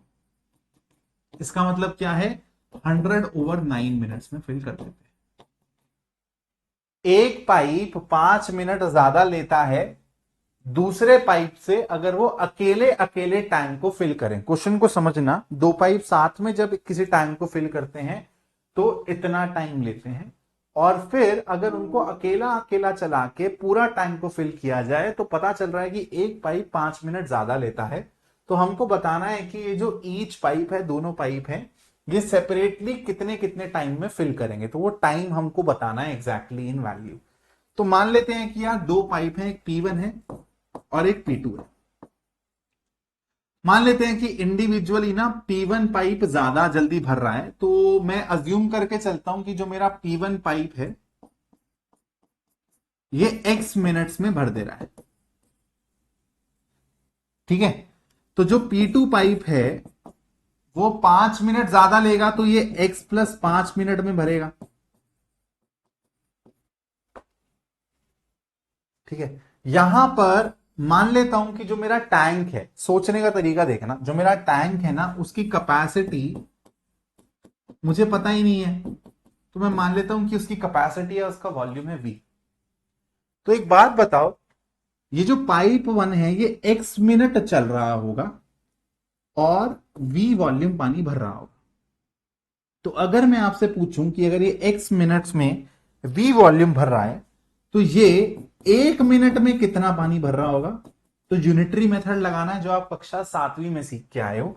x मिनट में अगर V वॉल्यूम भर रहा है तो 1 मिनट में V बाय x पार्ट ही तो भरेगा। पाइप 2 x प्लस 5 मिनट्स में पूरा टैंक भर रहा है, यानी कि V वॉल्यूम भर रहा है, तो 1 मिनट में कितना भरेगा भाई, V divided by x plus 5 units. क्यों करा ये, क्योंकि मेरे को साथ में चलने का डेटा भी दिया हुआ है कि साथ में, तो मैंने इसका भी 1 मिनट में ये कितना काम कर रहा है, मतलब 1 मिनट में इसकी कितनी एफिशिएंसी है, इसकी कितनी पावर है, ये इसकी 1 मिनट में कितनी पावर है। अब एक बात बताओ, ये दोनों के दोनों 100/9 मिनट साथ में चले हैं, तो मतलब 100/9 multiplied by V by X. ये पाइप 1 अगर 100/9 मिनट्स भरेगा तो इतना पानी भरेगा, और पाइप 2 100/9 मिनट्स पानी चलेगा, तो 100/9 टाइम्स दिस होगा। 100/9 कॉमन ले लूं तो क्या मैं इसको इस तरीके से लिख सकता हूं। और ये जब साथ में इतना चल रहे हैं तो पूरा ही तो पानी भर रहे हैं, तो ये जो कैपेसिटी है वो V के बराबर ही तो है, तो हर जगह से V कैंसिल हो जाएगा। इसलिए यहां पे सवालों में ना आपको कैपेसिटी नहीं दिया होता, क्योंकि कैपेसिटी एंड में कैंसिल ही होना होता है। और ऐसे सवालों में एक तो तरीका ये है, और एक दूसरा तरीका होता है कि आप कैपेसिटी को ना 1 मान लेते हो, 1 यूनिट मान लेते हो। तो आप 1 मानो, x मानो, t मानो, v मानो, u मानो, जो मर्जी मानो यार, उसने एंड में कैंसिल ही होना है। तो कॉन्सेप्ट ये है। अब देखो यहां से आपको ना एक सिंपल सी क्वाड्रेटिक इक्वेशन बन जाएगी, is equal to 9/x, 9/100 sorry. इसको जब आप सॉल्व करोगे तो ये हो जाएगा x plus 5 plus x divided by x square plus 5x equals 9/100। Cross multiply करोगे दोस्तों तो क्वाड्रेटिक मिलेंगी, x की वैल्यू सॉल्व करोगे आंसर आ जाएगा, एक हो जाएगा, पहला पाइप x हो जाएगा, दूसरा पाइप x प्लस 5 हो जाएगा। ठीक है, दोनों पाइप्स का इंडिविजुअल टाइम निकल जाएगा जो वो लेंगे इस टाइम को पूरा भरने के लिए सेपरेटली। इस तरीके से ये वाले सवाल सॉल्व करते हैं। इस पे मैं डिटेल डिस्कशन और करूंगा जब मैं कॉम्पिटेंसी बेस्ड क्वेश्चन वाला लेक्चर लेकर आऊंगा। ठीक है, ऐसे एक दो सवाल और करवाऊंगा। चलो ये वाला सवाल देखो, एक इंसान है जो कि किसी एवरेज स्पीड से चलता है 63 किलोमीटर, फिर वो नेक्स्ट 72 किलोमीटर अपनी एवरेज स्पीड को 6 से बढ़ा देता है। दो टोटल टाइम उसको 3 घंटे लग रहा है ये जर्नी कंप्लीट करने में। तो आपको ओरिजिनल स्पीड बतानी है कि उसकी क्या रही होगी। तो ओरिजिनल स्पीड को मान लेता हूं मैं x किलोमीटर पर आवर है। ठीक है, तो एक बात बताओ, टाइम कैसे निकालते हो। टाइम निकालने का तरीका होता है डिस्टेंस अपॉन स्पीड। तो इसके लिए इस वाली जर्नी के लिए टाइम कितना लगा होगा, 63/x, और इस वाली के लिए कितना लगा होगा, 72/x प्लस 6, और यही है आपका 3 के बराबर। जब आप इसको सॉल्व करोगे ना तो आपको क्वाड्रेटिक मिल जाएगी x में और आंसर आ जाएगा। सिंप्लीफाई कर लेना, फैक्टराइज कर लेना, वो सब नहीं करवा रहा मैं, सिर्फ इक्वेशंस बनवा के छोड़ रहा हूं। एक लास्ट सवाल करवाते हैं भाई, क्योंकि बहुत थकान हो गई है, ठीक है, और इसके बाद आपको तबाही क्वेश्चंस का लेक्चर तो मिलने ही वाला है। सब्सक्राइब कर लेना चैनल को अगर मजा आया हो तो भाई। तो देखो, हाँ ये है आपका वर्क रिलेटेड क्वेश्चन है, ठीक है। तो पाइप रिलेटेड क्वेश्चन आते हैं, वर्क रिलेटेड क्वेश्चन आते हैं, टाइम स्पीड डिस्टेंस वाले क्वेश्चन आते हैं, अपस्ट्रीम डाउनस्ट्रीम वाले क्वेश्चन आते हैं, जो मैं आपको अगले लेक्चर में करवाऊंगा। वो वाला सवाल मैंने इसमें नहीं लिया है अभी, ठीक है। दो इंसान हैं एक्स और वाई, अगर वो मिल के एक टास्क करते हैं तो वो 6 दिन में कर लेते हैं टास्क। एक्स अगर अकेला टास्क करता है ना तो वो 5 दिन कम लेता है अगर वाई अकेला करे तो, ठीक है। तो एक्स अगर एक टास्क कर रहा है और वाई एक टास्क कर रहा है, सेम टास्क जो मिलके कर रहे हैं तो 6 दिन लग रहे हैं। इसी सेम टास्क को अगर एक्स अकेला कर रहा है और वाई अकेला कर रहा है तो एक्स 5 दिन पहले खत्म कर लेता है वाई से। Find days required for X and Y to complete this task और प्रोजेक्ट इंडिविजुअली, ठीक है। तो कैसे करेंगे भाई, इस सवाल को ध्यान से देखो। मान लेते हैं कि जो अगेन आप मान सकते हो कि जो आपका वर्क है या फिर प्रोजेक्ट है वो W के बराबर है। तो यहां पर आपको दिया हुआ है कि x जो है वो 5 दिन कम लेता है y से। तो मैं इमेजिन कर सकता हूं, मान लेता हूं कि चलो इसको भी अज्यूम करने से पहले मान लेता हूं कि y जो है ना वो इस प्रोजेक्ट को कंप्लीट करने के लिए x डेज ले रहा है, या फिर मान लो a डेज ले रहा है, ताकि आप कंफ्यूज ना। तो एक बात बताओगे, x कितना लेगा इससे 5 दिन कम ना?